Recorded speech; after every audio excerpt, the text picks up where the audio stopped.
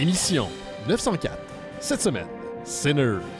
En direct de Montréal, Québec, Canada. Vous écoutez, oui, les mystérieux étonnants.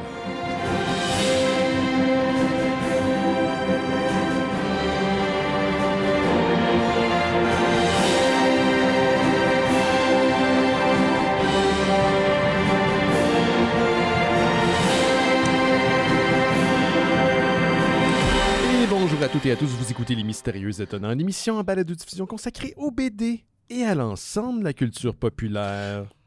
L'ensemble! Benoît Mercier au micro, et cette semaine, je suis entouré d'une équipe dont les membres se font transformer en vampires. On n'a pas fini de les entendre. Oh non, je vous les présente à l'instant. Si les vampires boivent du whisky, considérez-le transformé. Le cinéaste Johan Carl Wissel est avec nous. Oui, oh my God! Je sais pas ce que ça serait aussi simple que ça. Hey, Sérieusement. Je serais un homme mort depuis très longtemps. Un mort vivant depuis longtemps. Ça va, mon Johan?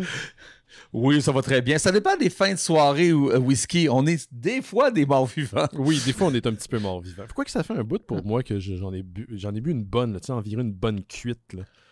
Oh, ça fait longtemps, moi aussi. Moi, je c'est pense tout le temps au niveau du « Oh, je suis légèrement tranquille, relax, tipsy. » Ce qui est le fun, c'est quand tu l'as pas bon prévu. vivant.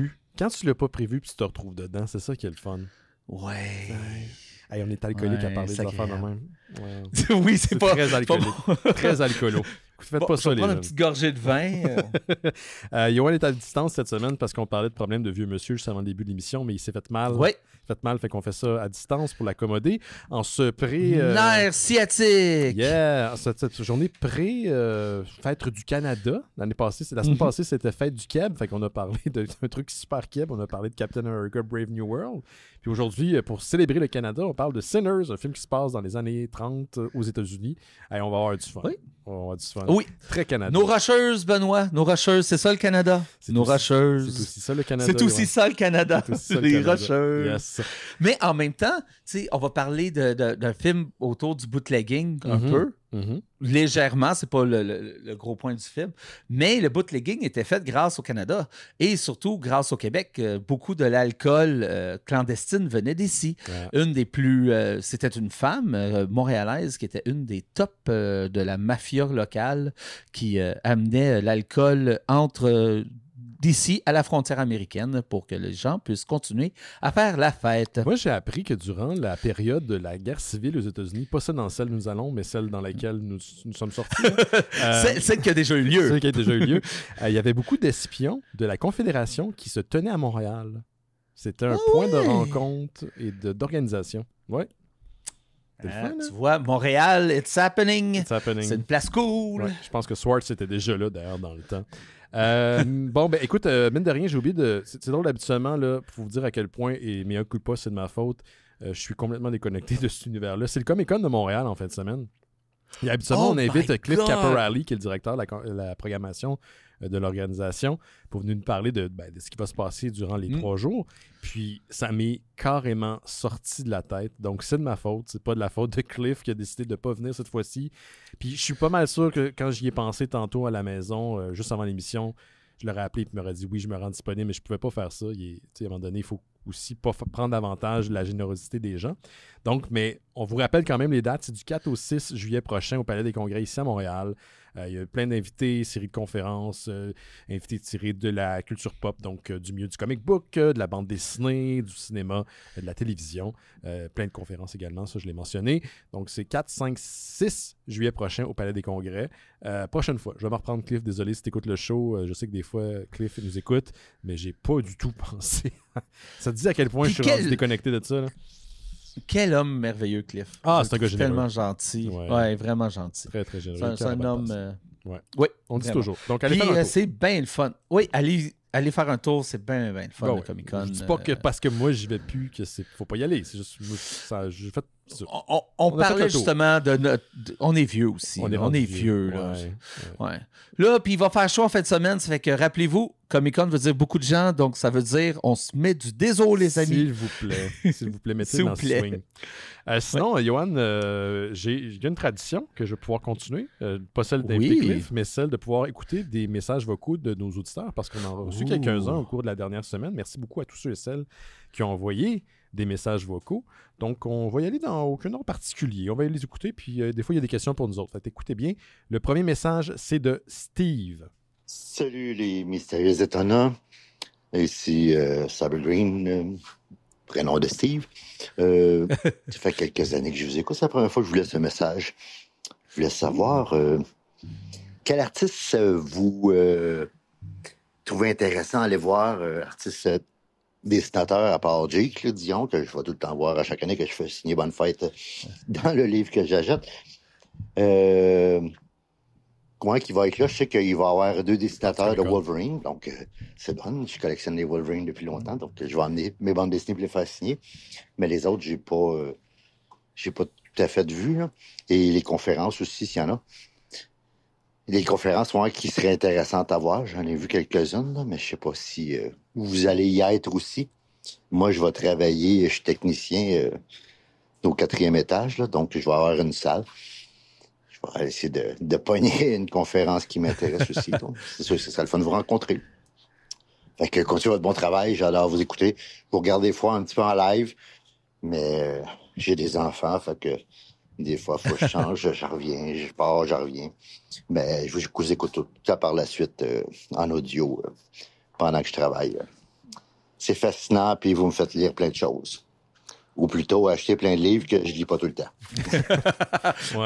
Ben ça... Bon, on se posait la question la semaine passée avec Val si on était des influenceurs. J'imagine que nous le sommes. Je me souviens pas de où est-ce que la conversation avait mené, mais... En tout cas, anyway. Ben c'est... On a un peu d'influenceurs en nous, oui. pas, parce qu'on est passionné de ce qu'on lit. Mais puis on filtre. Moi aussi, j'achète tellement de choses que je finis par comme je lis 6 mois plus tard ou 1 an plus tard. C'est ridicule. C'est la même chose. Ouais. J'ai partagé un mème sur le Discord des Mystérieux Étonnants auquel vous pouvez avoir accès si vous donnez au Patreon. C'est John Cena qui regarde la foule d'un air impassible en train de donner un câlin à un d'autres lutteurs et c'est marqué ma pile de comics qui me regarde en acheter les nouveaux. Et l'émotion là était parfaite. Oui, ça m'arrive souvent d'acheter des BD et des livres, même si j'en ai déjà une trolley à la maison. Mais encore une fois, j'en avais parlé il y a quelques semaines de ça. C'est un auteur, pas un auteur, un ancien acteur, je pense, québécois qui avait dit ça à Radio-Canada. Il faut voir sa bibliothèque comme un cellier.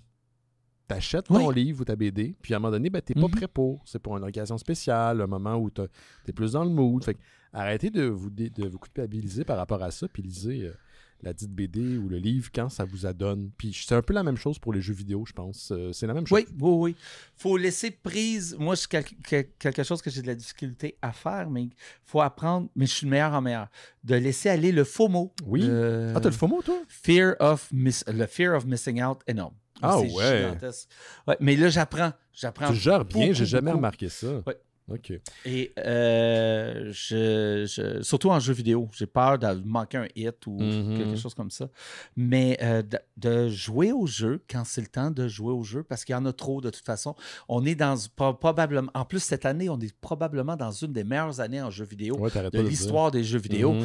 C'est un hit à toutes les 2 semaines qui sort. C'est que jouez-y quand vous allez jouer. Vous n'avez pas besoin d'y jouer cette année. Si vous jouez dans 3 ans, il va être aussi bon. Ça va être correct. Bon. C'était quoi la question de Steve? La question, c'est un artiste au Comic-Con qu'on conseillerait de rencontrer ou peut-être une belle expérience qu'on a eue avec un artiste au Comic-Con. Je ne sais pas s'il avait spécifié Comic-Con. Il a commencé à parler de Comic-Con après... Mais j'ai pas regardé, moi. Encore une fois, ça aurait été bon d'avoir mais j'ai pas regardé qui était là cette année. Si on parle du Comic-Con, puis si on parle d'expérience, je pense que j'oublierai jamais l'entrevue avec Brent Spiner. Oui, on en a parlé au fil des années plusieurs fois. Ouais. Plusieurs fois. Ça, je pense, c'est un de mes highlights. Puis si je parle pas de quelque chose qui est peut-être lié au Mystérieux Étonnant, ma conjointe est une très, très, très, très grosse Trekkie. Puis je dirais les conférences avec Jean-Luc Picard. Patrick Stewart.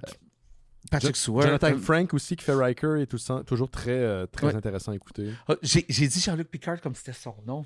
Ben, c'est parce que Patrick Stewart. Le personnage est tellement grand que j'ai l'impression qu'on pense à Patrick Stewart puis on pense à Jean-Luc Picard. Il y a une année que, tu sais, il a fait vraiment longtemps à répondre des questions. Puis à un moment donné, il n'y a plus de questions. Mhm. Puis il a dit, ben, est-ce que ça vous tente de faire du Shakespeare? Parce que j'aime faire du Shakespeare, les personnages de Shakespeare qu'on ne me donnerait pas le rôle. Ah, Ça intéressant. fait que j'aime me pratiquer à les faire parce que je les ferai jamais. Hey, c'est une bonne discipline, ça, quand même. Ouais. Pour un acteur. Là. Puis il nous a fait une des fées.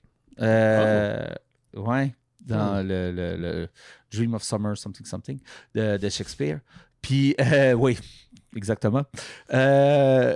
Et c'était génial. C'est absolument génial d'avoir un acteur de ce talent-là faire ça sur stage, gratuit, comme ça. C'est un de mes grands moments de Comic-Con.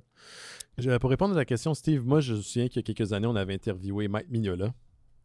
Je pense pas que Johan... Je ne sais pas si t'étais là. On avait filmé cette entrevue-là. On avait mis ça quelque part là, sur Internet. Puis c'était avant le Female Boy ou pas si longtemps après. Et puis il n'y avait personne à sa table, étrangement. C'était Frank, dans le temps, Francis Ouellet, qui avait interviewé Mike Mignola. Puis ça avait été une super de bonne entrevue. D'ailleurs, j'ai vu un documentaire sur Mike Mignola au cours du week-end que je vais vous parler tout à l'heure.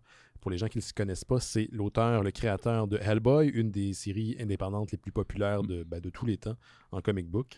En tout cas, il a mis sa marque sur la culture populaire.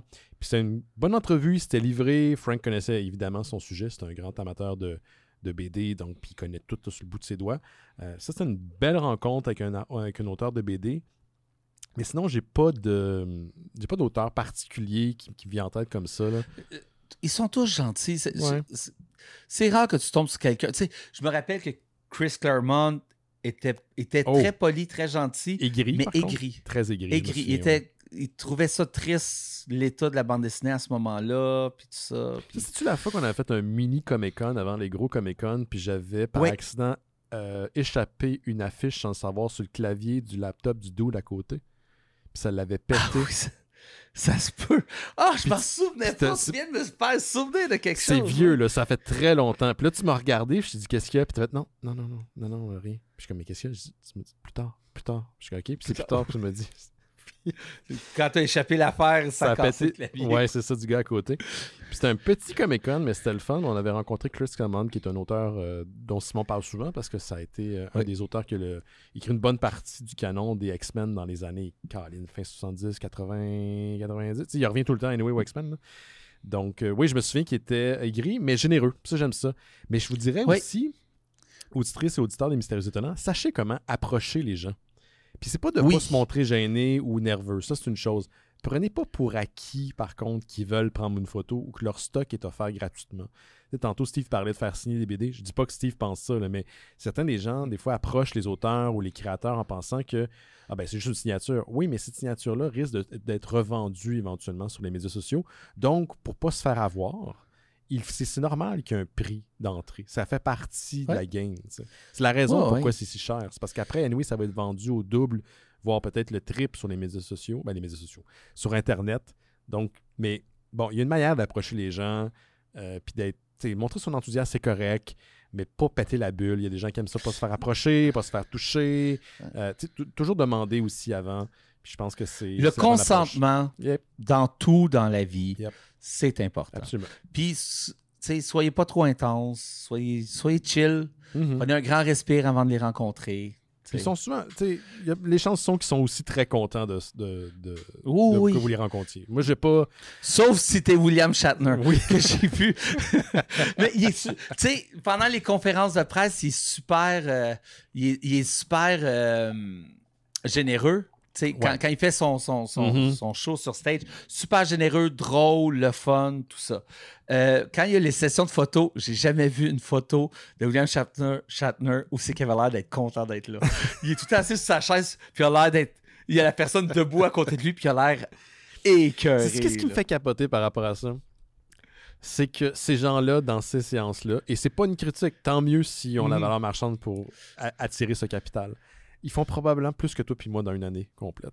Ah oui. Fait que, tu sais, tu saurais peut-être... Je pense que je l'ai déjà raconté à l'émission où je te l'ai rencontré en privé. Là, mais T'as-tu le droit de dire ça en public, juste pour être certain avant que tu t'avances trop? Ouais, ben, au pire, je vais être... Cache le nom. Je vais être vague. Cache le nom. Ben, l'acteur de Angel, en une fin de semaine... Mon Dieu, comment pourrons-nous pas trouver cette information-là sur Internet?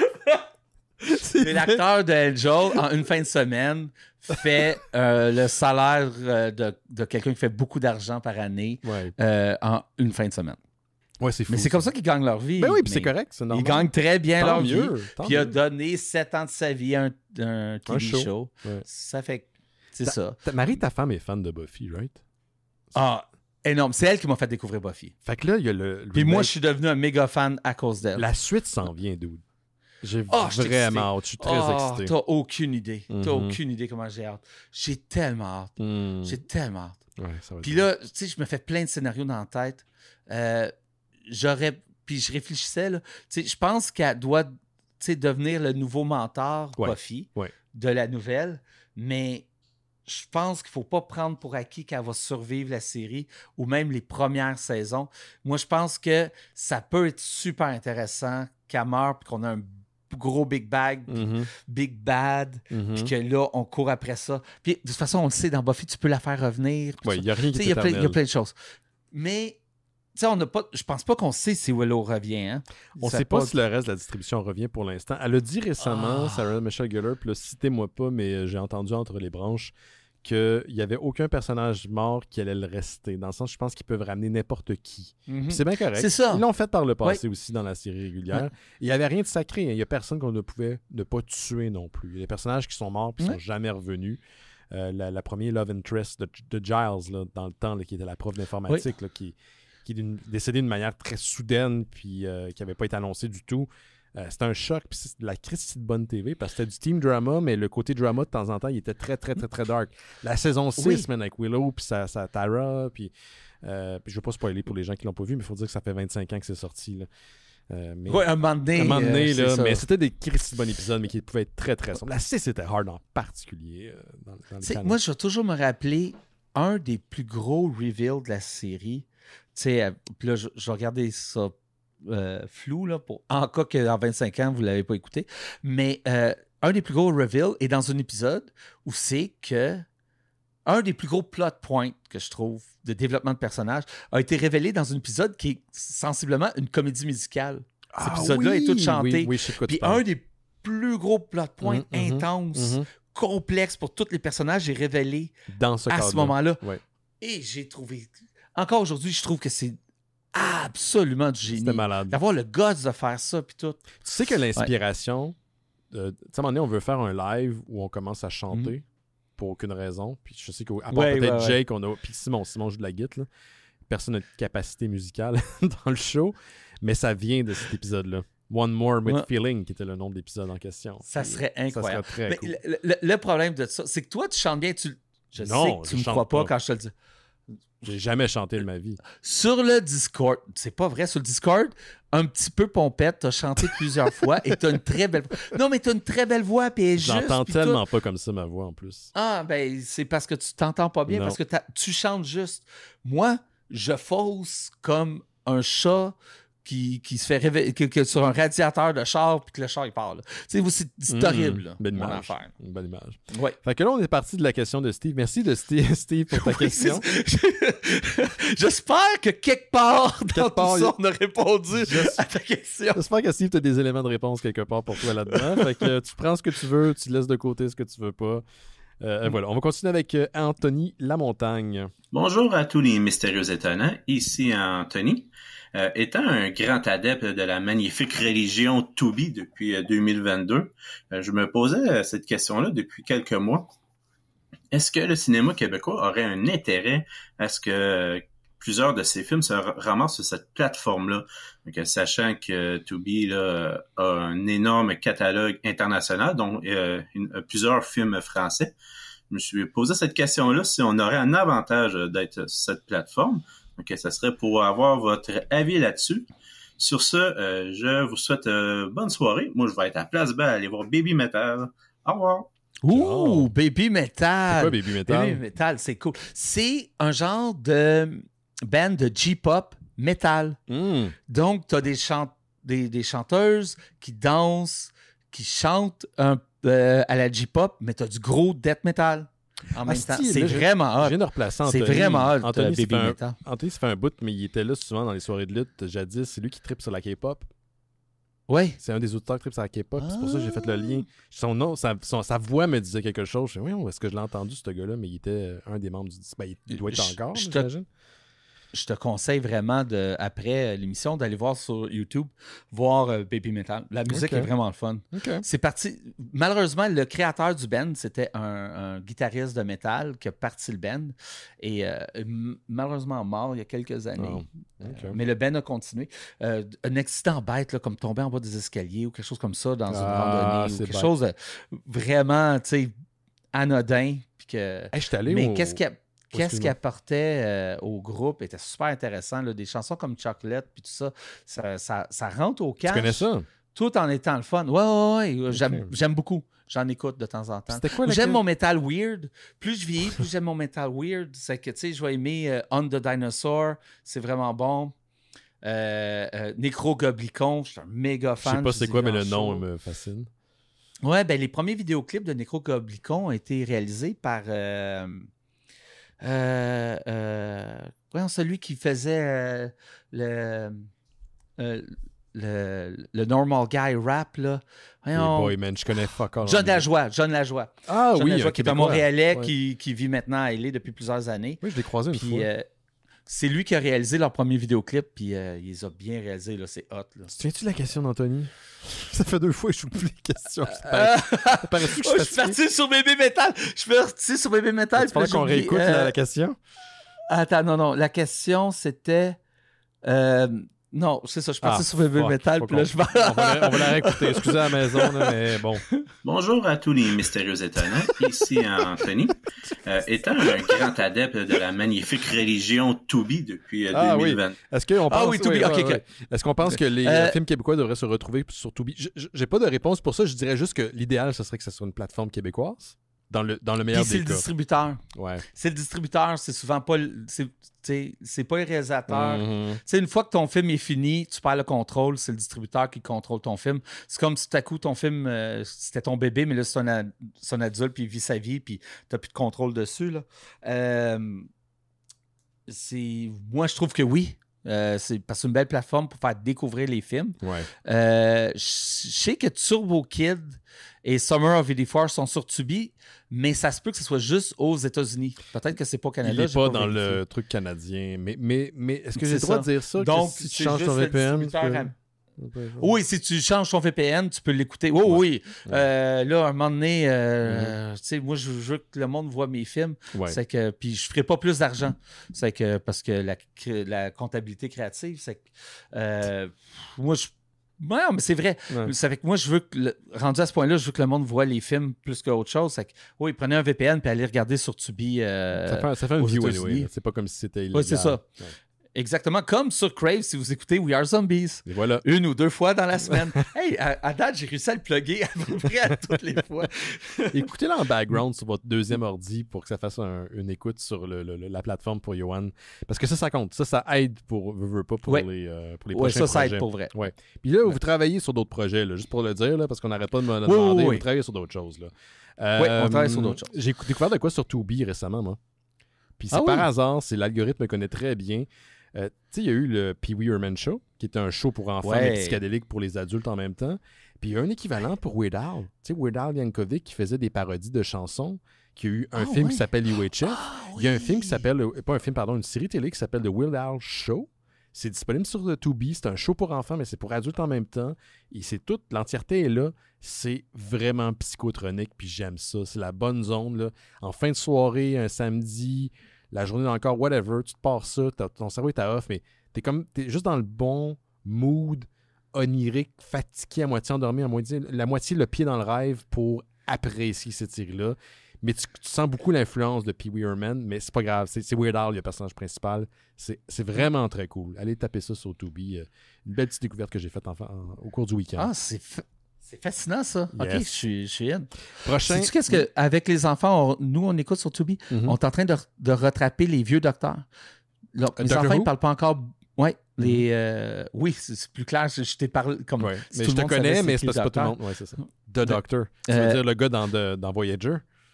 Ouais, ils sont juste en anglais.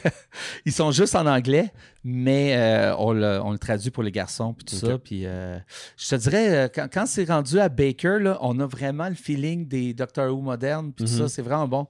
C'est vraiment... Les histoires sont vraiment super bonnes. Oui, c'est je le conseille. Si vous êtes des Whoviens, je sais pas si c'est ça le terme. Ah non. Mais oui, écoutez-le. Oui, encore là, Marie... Je suis un très gros fan de vraiment Doctor marié Who, la dernière bonne, hein? C'est ça que t'as fait, hein? T'as-tu brûlé la Factory après? C'est ça, exactement.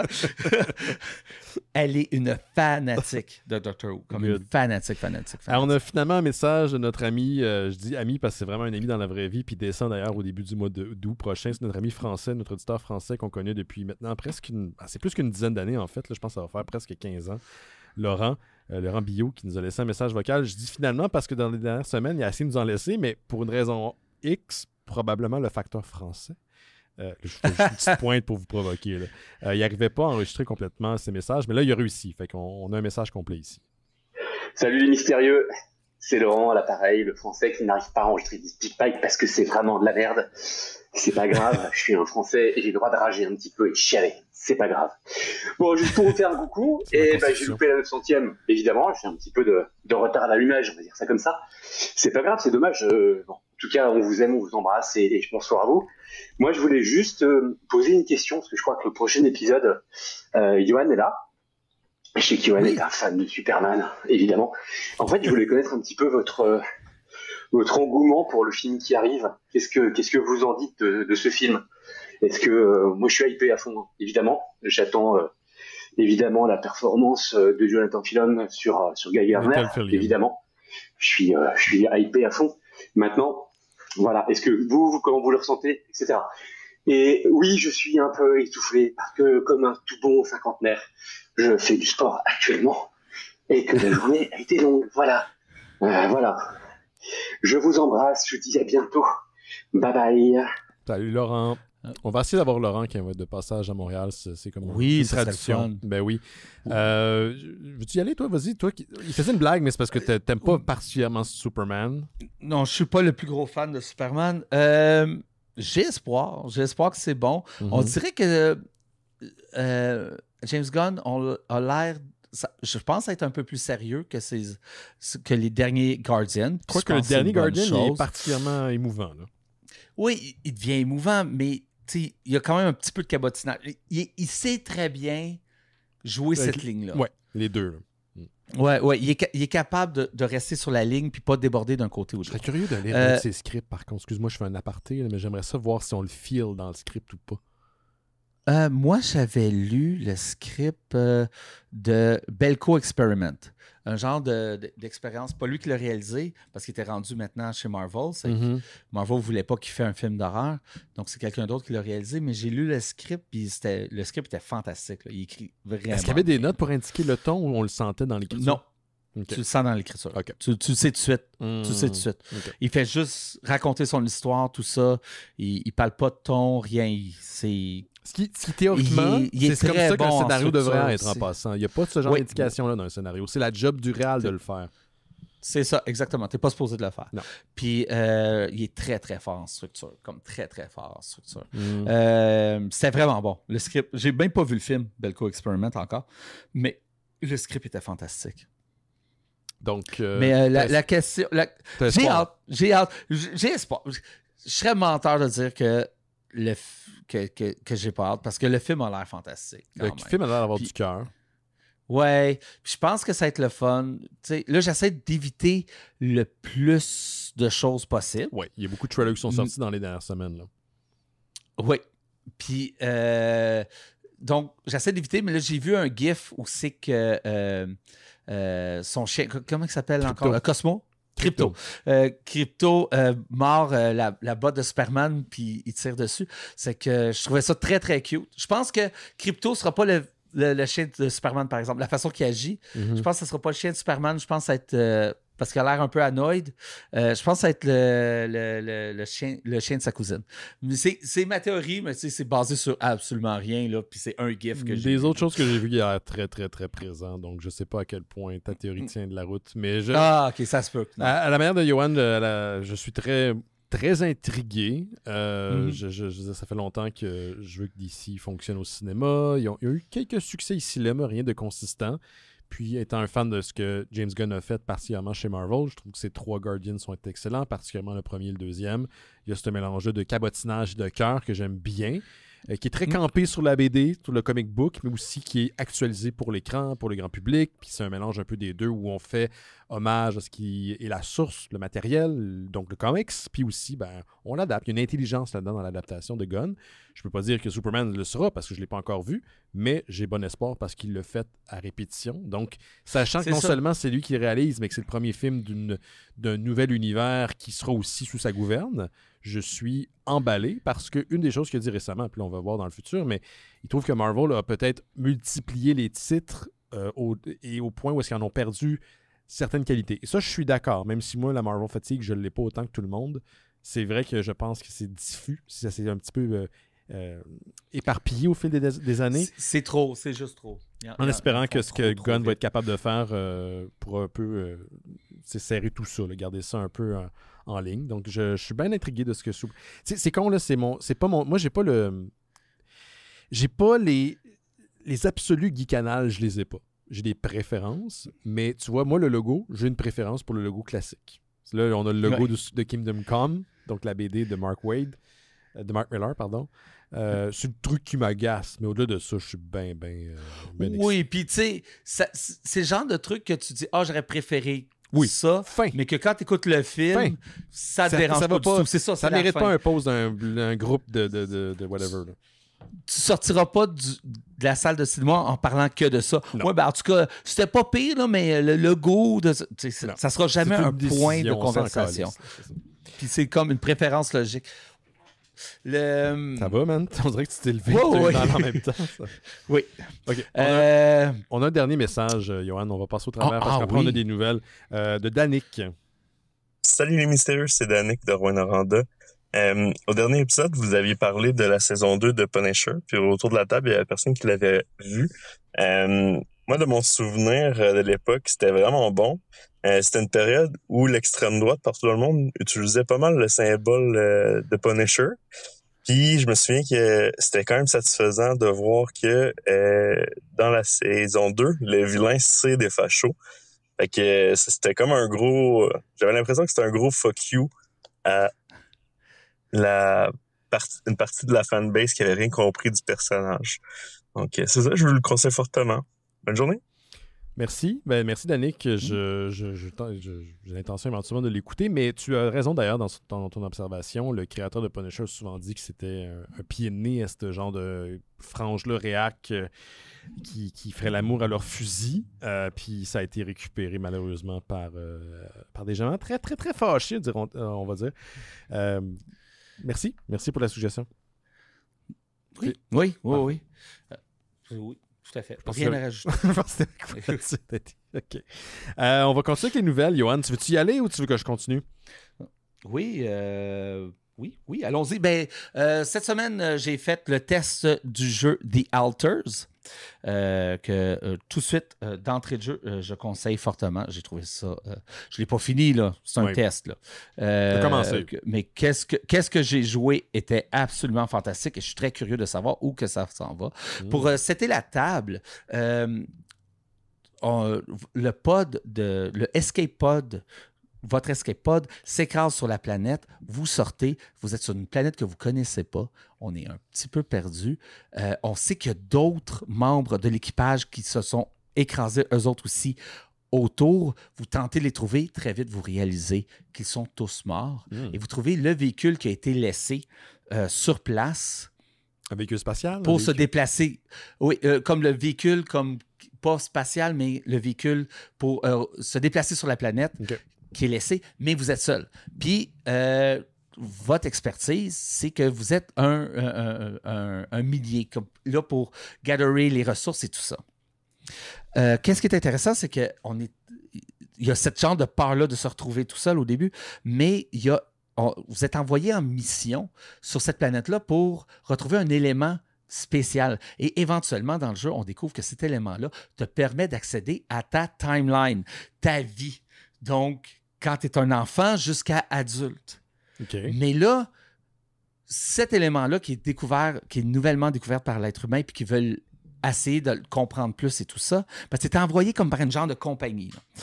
Puis j'espère que je suis clair. Là. Non, c'est clair. Et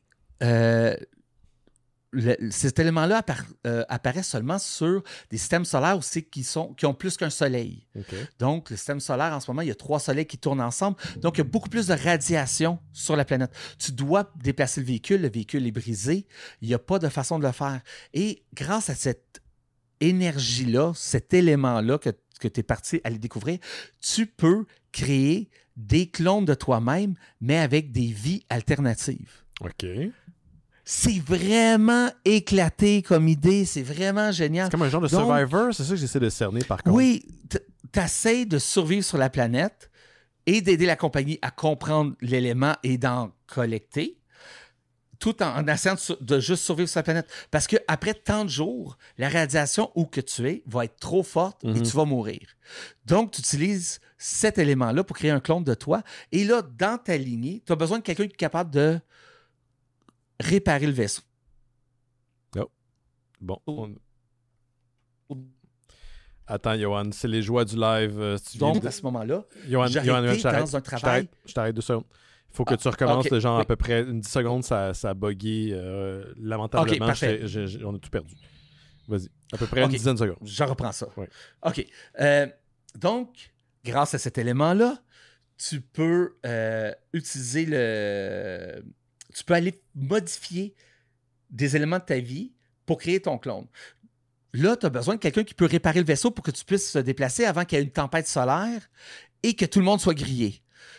Donc, pour pouvoir faire ça, tu vas dans ta lignée de vie et tu trouves un moment aussi que si tu aurais pris une décision différente, tu aurais probablement devenu plus technique, plus mécanicien. Okay. Et là, tu crées... Et là, exemple, dans la vie du personnage, il y a un père qui est abusif et c'est un point où c'est qu'au lieu de décider de ne rien faire pour protéger ta mère, tu décides de battre avec ton père. Et donc, ça crée une séparation dans ta lignée. Mm-hmm. Et lui, il a sa propre vie qui l'amène jusqu'en tant qu'il arrive dans le vaisseau où c'est que t'es, puis toi, tu as ta propre vie qui l'amène jusque dans le vaisseau. Ça fait qu'il y a une certaine brisure à un moment donné où que vous n'avez pas eu la même vie.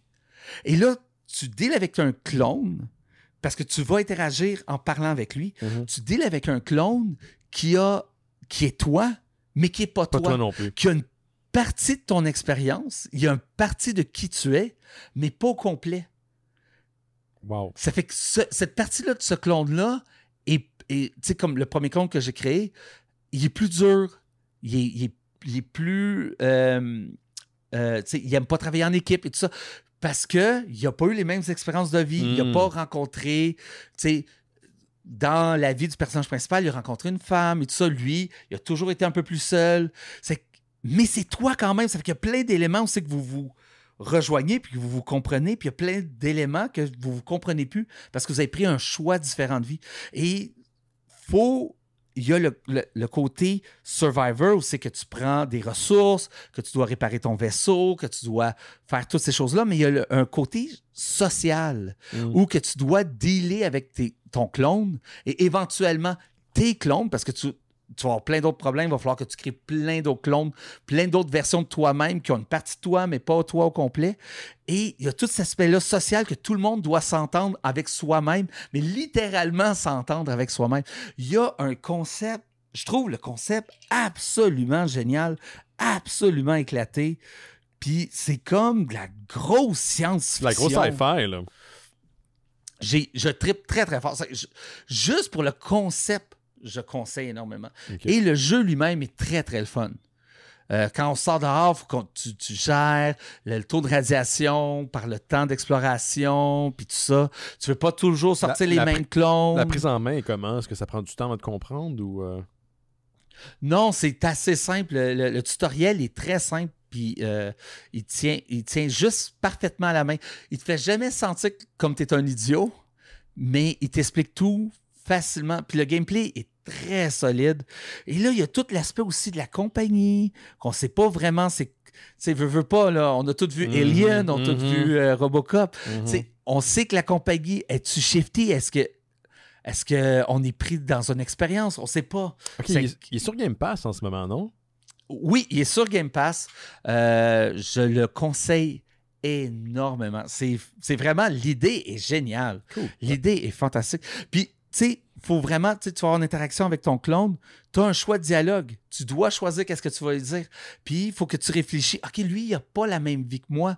C'est qu'au début, moi, je répondais comment mon personnage était. Puis, à un moment donné, j'ai réalisé, OK, non, si je veux l'amadouer, je dois lui dire un peu qu'est-ce qu'il veut entendre parce qu'on va tous mourir. Ouais, là. ouais. Puis, tu sais, tu roleplays ton personnage, tout ça. C'est vraiment le fun. Rappelle le titre, s'il te plaît, Yoann. The Alters. OK. Comme alternatif. Alters. Oui, ben c'est comme plein de versions alternatives de soi-même. Excellent.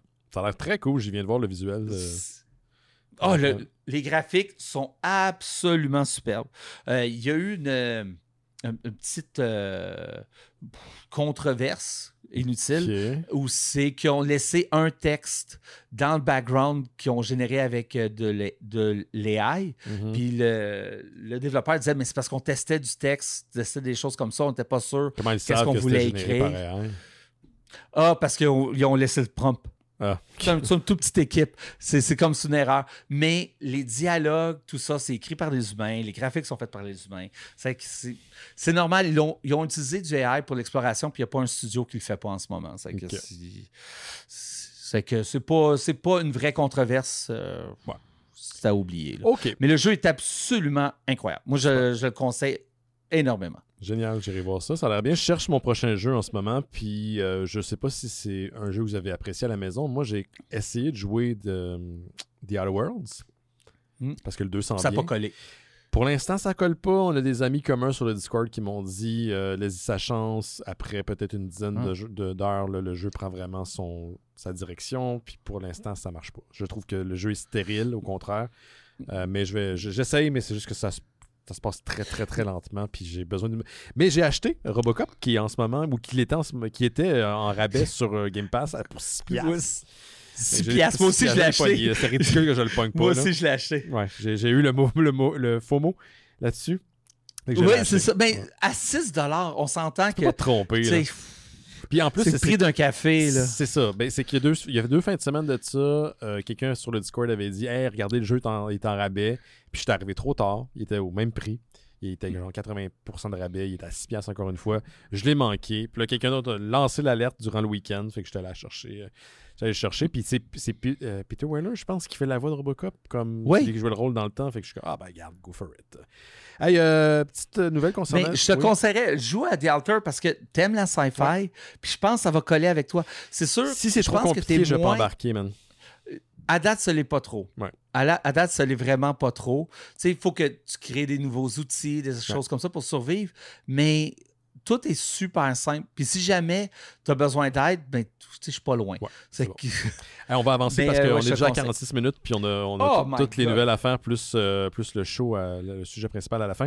Moi, j'ai une petite nouvelle de comic book. Je sais que toi, tu n'as pas rentré là-dedans, mais on en a parlé beaucoup à l'émission, le Energon Universe, qui est en fait des propriétés de Hasbro, qui sont publiés maintenant du côté de Skybound Entertainment. C'est la division chez Image Comics qui appartient à Robert Kirkman. Le nom devrait vous dire quelque chose. C'est le créateur, ou plutôt co-créateur de The Walking Dead, qui est un des gros du comic book et qui, il y a quelques années, a mis la main sur ces propriétés-là. Ça fait 2 ans, en fait, que les comics sont publiés. Il y a des comics de G.I. Joe, il y a des comics de Transformers, puis il y a une série qui s'appelle Void Rivals, qui est sa propriété à lui, mélangée avec des propriétés d'Hasbro, et sans doute la chose la plus intéressante, étrangement, de cet univers-là. Et depuis 2 ans, c'est l'auteur et dessinateur Daniel Warren Johnson qui a dessiné et écrit les premiers numéros. Après, il a juste écrit et c'est George Corona qui a pris le relais sur le dessin. Mais là, les deux vont quitter l'équipe créative pour laisser place à une nouvelle équipe créative. Et c'est Robert Kirkman lui-même, à partir du numéro 25, qui va prendre le relais avec un certain Dan Mora. Dan Mora, moi, je le suis depuis longtemps sur Instagram. C'est un auteur qui a, entre autres, travaillé sur Superman et Justice League Unlimited. C'est un excellent dessinateur. Autant que George Corona reprenait un peu le style Et là, je dis ça, mais c'est pas péjoratif. Là, un peu catchy, un peu stressé, nerveux de Daniel Warren Johnson. Là, on s'en va dans une autre zone. Dan Mora, c'est des lignes franches. Il n'y a rien qui est laissé à l'interprétation. C'est plutôt cru, puis direct et gros, mais c'est très bien fait. C'est un très bon coup de crayon. J'aime vraiment ce qu'il fait. Donc, le numéro 25, c'est ce qui va marquer le début de Robert Kirkman sur la série avec Dan Mora. Ça va être ce qu'on appelle un oversize, donc un numéro single issue, mais un petit peu plus gros. Et ça va contenir aussi une histoire écrite par Robert Kirkman et dessinée par George Corona. Donc, après, il laisse le flambeau, les deux quittent. Je pense que c'est important de Robert Kirkman de revenir juste pour donner... pas donner l'impression, c'est pas ça que je veux dire, mais donner suite à une série qui fonctionne très bien du côté de Skybound, puis dire, écoutez, c'est en bonne main, c'est moi qui va continuer, puis éventuellement, ben oui, un autre auteur va prendre le relais, mais c'est bien correct. Donc ça commence, ou plutôt ça se passe à partir du 8 octobre, et éventuellement, ça sera disponible en trade, bien sûr. Moi, j'ai tous les trades de Transformers de Skybound. Je pense pas que tu les as lus, Johan, mais je sais que si tu commences à lire du G.I. Joe, du Transformers, whatever ce qui se fait du côté de Skybound, tu vas triper, c'est très hot. Puis on suit pas le statu quo dans le sens qu'il y a des personnages bien établis dans les autres propriétés d'Hasbro qu'on a suivis pendant plusieurs années qui mordent la poussière assez tôt dans les séries de Skybound. Donc c'est pour établir le fait qu'on s'en va dans quelque chose qui est nouveau et plus adulte. C'est vraiment c'est comme si on était des kids qui se retrouvaient avec des vieux monsieur qui se retrouvent avec des jouets qu'on avait dans le temps. Puis c'est juste qu'on les a actualisés un petit peu pour que ça puisse combler nos sensibilités à nous autres. C'est très, très bon. Et je vais certainement vous en parler quand je serai rendu là dans ma lecture parce que c'est très nice. Puis en parallèle, il y a une nouvelle série, ou plutôt une mini-série de Mike Mignola, qui est le créateur de Hellboy, qui s'en vient. Ça s'appelle Captain Harry and the Graveyard of Time. C'est coécrit par Mignola, un certain Bruce Zick, qui signe aussi le dessin de la série. C'est une mini-série de 4 numéros qui va être disponible à partir de octobre également. Donc, c'est une mini-série qui se passe dans l'univers de Hellboy, qui comprend... Hellboy va être présent, mais comme un caméo, et c'est du voyage dans le temps. Donc, vous voyez, du voyage dans le temps à l'époque victorienne, c'est comme ça que c'est présenté, disponible à partir du 22 octobre. Puis tantôt, je vais vous parler d'un documentaire que j'ai vu sur Mike Mignola. Puis c'est un auteur incroyable. Puis le Mignolaverse ou le Hellboyverse, qu'importe comment vous l'appelez, c'est aussi fort que jamais. Et c'est quelque chose à mettre dans votre liste de lecture parce que c'est très bon. Donc ça sera éventuellement sur ma pile. Ça va sortir éventuellement, c'est sûr, en trade. Fait que c'est ce que j'avais du côté de mes petites annonces de comic book, mon cher Johan. Qu'est-ce que tu avais d'autre de ton côté? Oui, ben gars, on va faire ça vite. Non, mais prends pas le temps, mais allons-y. Okay. Twitch a leaké par accident la prochaine saison de Marvel Rival, ceux qui jouent au Hero Shooter. Okay. Ouais, le jeu que je me suis fâché, je suis parti, c'est ça? Oui, c'est ça. C'est vrai que je n'ai pas embarqué. Tu t'es fâché de façon dramatique. Comment ça, dramatique? Oh! C'est comme... J'ai perdu l'intérêt. Je ne joue plus. Ouais, c'est non, ça. je veux pas dire ça de même. J'ai pas dit ça comme ça. Non, ça me cherche. Ça, c'est pas fait pour moi. Ouais, c'est ça. C'est pas venu te chercher ses sensibilités, puis c'est correct. Ouais, moi, je suis pas non plus un très grand fan de Hero Shooter, mais vu que ça fit dans notre univers, c'est Marvel, je voulais en parler. C'est parfait. Donc, les prochains personnages qui ont leaké vont être Phoenix et Blade. Leaker comment ça? Qu'est-ce qui est arrivé pour que Twitch leak les nouveaux personnages? Ça l'a apparu sur des panneaux et tout ça. Ils ont sorti les pubs trop vite. Puis, c'est des affaires qui arrivent. C'est des choses qui arrivent. Puis pour quelqu'un qui n'a pas joué le jeu, comment tu le décrirais? C'est comme un Overwatch version Marvel? Un real shooter. C'est ça, c'est Overwatch version Marvel. Moi, je pense qu'Overwatch personnellement, à mon goût, est un peu meilleur, est un peu plus tight, est un peu moins brouillon. J'ai l'impression que peut-être trop de personnages à Marvel, puis ils ont de la misère à l'acceptabilité. Mais ça, c'est une appréciation personnelle. Il y aurait des fans du jeu qui me diraient que j'ai complètement tort. Là. Ben, c'est le jeu pour vous. Puis ça sera bien correct. Oui, c'est ça. Mais moi, je suis pas un fan des Hero Shooters. Je suis pas un très gros fan d'Overwatch non plus. Moi, j'aime le 6 contre 6 de Call of Duty. Parlant de ça, il y a eu un leak de Call of Duty. Oh, segway! Papam! Yes. Le prochain Call of Duty, Black Ops 7, il y a eu un leak et il va y avoir un mode 20 contre 20. C'est très énorme, hâte de ça. ça va être chaotique. Surtout si ça joue encore avec le tu meurs, tu respawns, puis tu cours, puis tu essaies de tuer tout le monde que tu peux le plus rapidement possible. Ça va être excessivement chaotique. Ça va être sur des beaucoup plus grosses maps que les maps qu'on a en ce moment parce que ça serait injouable. Ouais. C'est normal. Ça a l'air vraiment le fun. Il y aurait comme plusieurs hubs de petites missions un peu partout sur la map qu'on doit réussir. Donc, il y a une équipe. Les 20 joueurs d'un côté, les 20 joueurs de l'autre tentent de réussir ces événements-là avant l'autre équipe et celui qui réussit le plus d'événements gagne. Je pense que, en tout cas, moi, ça me parle beaucoup. Moi, je suis un très gros fan de Call of Duty, c'est que j'ai très, très, très, très, très hâte. Je pensais que tu allais parler du fait que Beavis et Butthead sont maintenant dans Call of Duty, mais l'autre édition avant. Oui, parce que je l'ai posté en plus en action. Là. Ouais, comme sur une le shot Discord. d'action, c'est qui slide. Oui, Beavis and Butthead sont rendus sur Call of Duty, qui est très drôle parce que quand tu joues, tu sais, si tu joues, toi, tu as le skin, tu as plein d'autres voix, mais même si tu joues contre eux, tu vas les entendre. Tu vas les entendre. Tippy for my bungle. Puis tout ça, toutes les phrases classiques des deux personnages. C'est que c'est très, très, très drôle. Il y a même. Il y a eu même Seth Green, Seth Rogen. Il y a eu Jason and Bob, les Teenage Mutant Ninja Turtles. Tu sais, il y en a là, qui disent « Ah non, mais Call of Duty, c'est militaire, puis tout. Puis pourquoi on fait des affaires? Parce que le monde l'achète.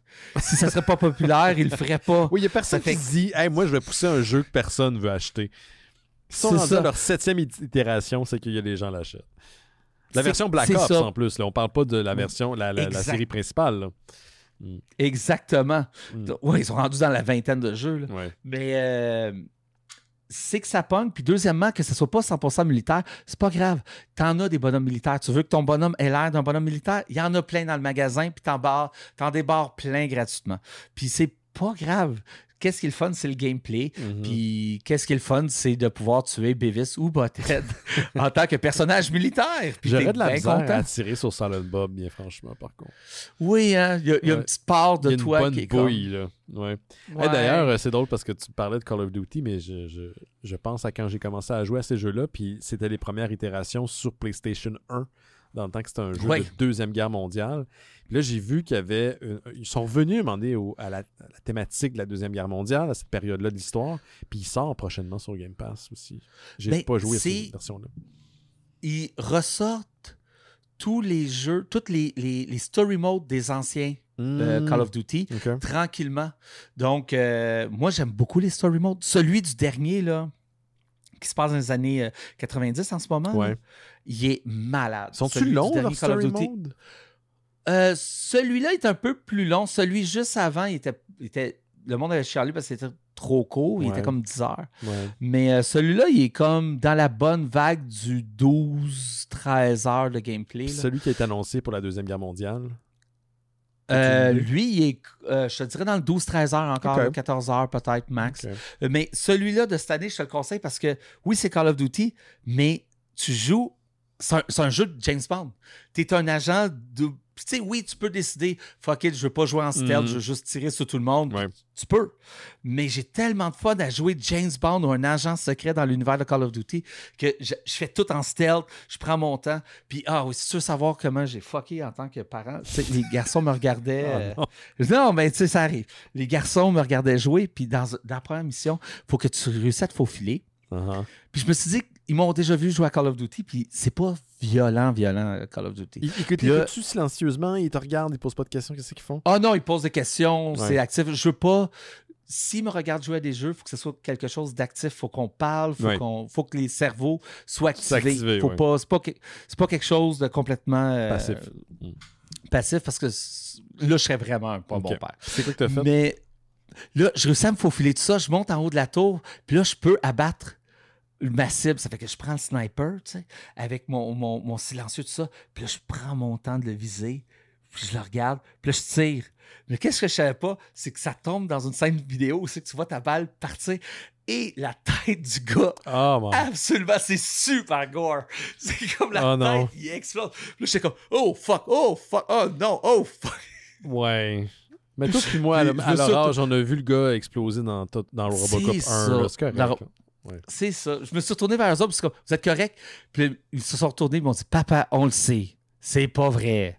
C'est des graphiques d'ordinateur. On n'est pas niaiseux. Rassuré tout de suite, man. Ouais. Oui, parce que du coup, j'étais un peu. C'est violent. Ouais. Mais je le conseille vraiment. Le story mode est excellent du nouveau Call of Duty. Là. Hautement conseillé. Hey, j'ai vu de quoi en fin de semaine parce que je parlais de Mike Mignola, puis c'est drôle que je suis tombé sur sa nouvelle de son nouveau comic book, sa mini-série, mais j'ai écouté un documentaire qui est sorti quelque chose autour de 2022-2023, ça fait quelques années quand même, mais qui est disponible de façon légale sur YouTube. Ils ont des films des fois qui vont distribuer gratuitement. Puis ça s'appelle Mike Mignola Drawing Monster. Quand je dis drawing, là, écoutez pas mon accent, là, ça veut dire dessiner des monstres, qui est un documentaire d'à peu près 1h30-ish de Jim Demonakos et Kevin Conrad Anna. Il faut bien sûr qu'ils soient en 3 parties, ces noms-là, parce que c'est compliqué à dire. Puis c'est un documentaire qui retrace les débuts de la carrière de Mike Mignola aujourd'hui. Et donc, pour retracer un peu c'est qui Mike Mignola, pour en parler pour les gens qui ne sont pas au courant, parce qu'ici, au Mystérieux Étonnant, on essaie de vous dire qu'est-ce qui est le fun. Pas juste vous dire, hey, vous devriez savoir ça. Vous devriez savoir ça, mais d'une manière, hey, viens t'asseoir à côté de moi. Mike Mignola, c'est le créateur de Hellboy. C'est une des séries ou un des univers les plus importants, indépendants, qui est publié chez Dark Horse Comics depuis plusieurs années, qui a été adapté 3 fois au cinéma, 2 fois par Del Toro. Il y a eu un 3e film qui mettait David Harbour en vedette. Et donc, c'est le personnage titulaire de Hellboy, qui est un démon que l'armée américaine est tombée dessus durant la Deuxième Guerre mondiale, qui est recruté par eux, puis qui rejoint le bureau de la recherche de la défense sur les phénomènes paranormaux. Donc, l'univers de Hellboy, il y a des effets paranormaux, des fantômes, des esprits, des démons, des sorcières, plein d'affaires. Et au fil des années, c'est sorti du cadre de la série de Hellboy. Il y a eu énormément de spin-offs, dont BPRD, le bureau que je parlais il y a 2 secondes. Il y a aussi des séries qui se passent entre la découverte de Hellboy dans les années 40 à aujourd'hui. C'est très, très, très, très vaste. Witchfinder, Robert, comment il s'appelle? Lobson, sac. Homer Lobson. En tout cas, il y a plein de personnages, OK? Il y en a plein. Ouais. Et donc, c'est pas juste Mike Mignola maintenant qui travaille là-dessus, mais le doc couvre tous les débuts. Oh my God! La création d'Hellboy, à comment Mignola est devenu un artiste, comment il a travaillé chez Marvel et DC, mais que ça marchait plus ou moins bien parce que, de son aveu même aujourd'hui, il n'est pas très bon pour dessiner des choses modernes. Il n'est pas très bon pour dessiner des voitures, puis des chars, puis des guns. Lui, ce qui l'intéresse, c'est un artiste victorien. Exactement. Ce qui l'intéresse, c'est des bibelots, des cossins, des vieux manoirs. C'est ça qui l'intéresse. Puis c'est ce qui a forcé à un moment donné à Mignola de se dire « Hey, moi, je vais créer ma propriété. C'est Hellboy. » Puis pourquoi il a continué là-dedans. Et c'est fascinant. C'est vraiment hot parce que dans l'ADN, dans la création de ce qui est le dessinateur qui est Mike Mignola aujourd'hui, dans sa jeunesse, on voit des éléments qui vont se refléter plus tard. Donc, son intérêt pour les contes fantastiques, les histoires de fantômes. C'est ça, l'univers de Hellboy. Comment aujourd'hui, ça va informer son art. C'est fascinant. Des entrevues avec des gens du milieu, des gens qui l'ont côtoyé quand il était un jeune artiste, qui aujourd'hui sont ses pairs. L'influence de son vrai père dans le personnage, dans la création de Hellboy, c'est incroyable. Petit bémol, puis c'est moi qui fais mon Geek Canal, pas d'entrevue avec Guy Davis, qui est le gars qui a dessiné BPRD, qui est aussi un gros canon de l'univers de Hellboy. Je sais pas s'ils ont essayé de l'avoir, puis ils n'ont pas été en mesure, ou que finalement il a refusé, mais il n'est pas là. La série de BPRD est à peine mentionnée d'ailleurs dans le documentaire. Mais sinon, c'est un documentaire qui... Tu sais, je trouve des fois, ce genre de sujet-là, c'est tellement niché que pour une personne qui est vraiment néophyte, c'est pas nécessairement intéressant. Puis là, au contraire, je pense que si tu peux y trouver ton compte, même si tu sais pas c'est qui Mike Mignola. Faut que tu aies au moins un intérêt. Mais si tu sais pas c'est qui Mike Mignola, on va bien te guider dans la création, l'œuvre avec un grand E. Ou un grand E. Ouais, un gros O. Attends, c'est ma dyslexie qui embarque. Le gros O de l'œuvre de Mike Mignola. Donc, c'est un bon documentaire. C'est gratos, anyway, sur YouTube. Ça vous donne l'occasion de le visionner et de ne pas vous engager dans une dépense monétaire pour le louer. C'est très, très cool. Poste-le sur le Discord des Mystérieux Étonnants. C'est déjà fait. Je l'ai posté dans la section comic book et manga. qui est disponible sur le Discord des Mystérieux Étonnants. Donc, ça s'appelle Mike Mignola, Drawing Monsters. C'est sur YouTube, c'est gratuit, c'est super cool. Allez écouter ça. Ah ouais, c'est sûr que je vais le regarder. Qu'est-ce que t'as de ton côté, Yann? Ça commence à tirer à sa fin pour les nouvelles. Parfait. Il y a quelque chose qui rajoute un peu à un point que une prophétie que je tentais de matérialiser il y a quelques mois. L'application PC de Xbox vient de rajouter l'intégration Steam. C'est-à-dire que si tu as des jeux Steam, l'application PC de Xbox va scanner tout de suite et il va le rajouter dans tes jeux, dans ta liste de jeux. Okay. Et je pense que c'est une preuve de plus qui nous dit que la prochaine console de Xbox va être ouverte. Que tu vas avoir le magasin Xbox, mais tu vas avoir Steam, tu vas avoir Epic, tu vas avoir les autres magasins dedans. Puis je pense que le fait qu'il ait rajouté ça, ça l'aide à prouver un peu que c'est ça qui va arriver. Puis je vais aller plus loin que ça. Il y a de plus en plus de grosses rumeurs comme quoi que Microsoft est en train de travailler sur une façon d'être backward compatible avec les anciens jeux de Xbox sur PC. C'est-à-dire qu'avec ton application Xbox, tu vas pouvoir avoir accès à tes jeux de Xbox 360, Xbox One, Xbox original directement sur ton PC. C'est que ça pousse encore plus vers ça, comme le magasin ouvert, tout ça. Je pense pour aussi le fait que, tu sais, pas faire disparaître des jeux avec les époques, je pense que c'est une très bonne chose. J'espère qu'ils réussissent pour que les jeux ne disparaissent pas. C'est de l'émulation, c'est ça? Ce serait de l'émulation, c'est sûr que ça va être de l'émulation.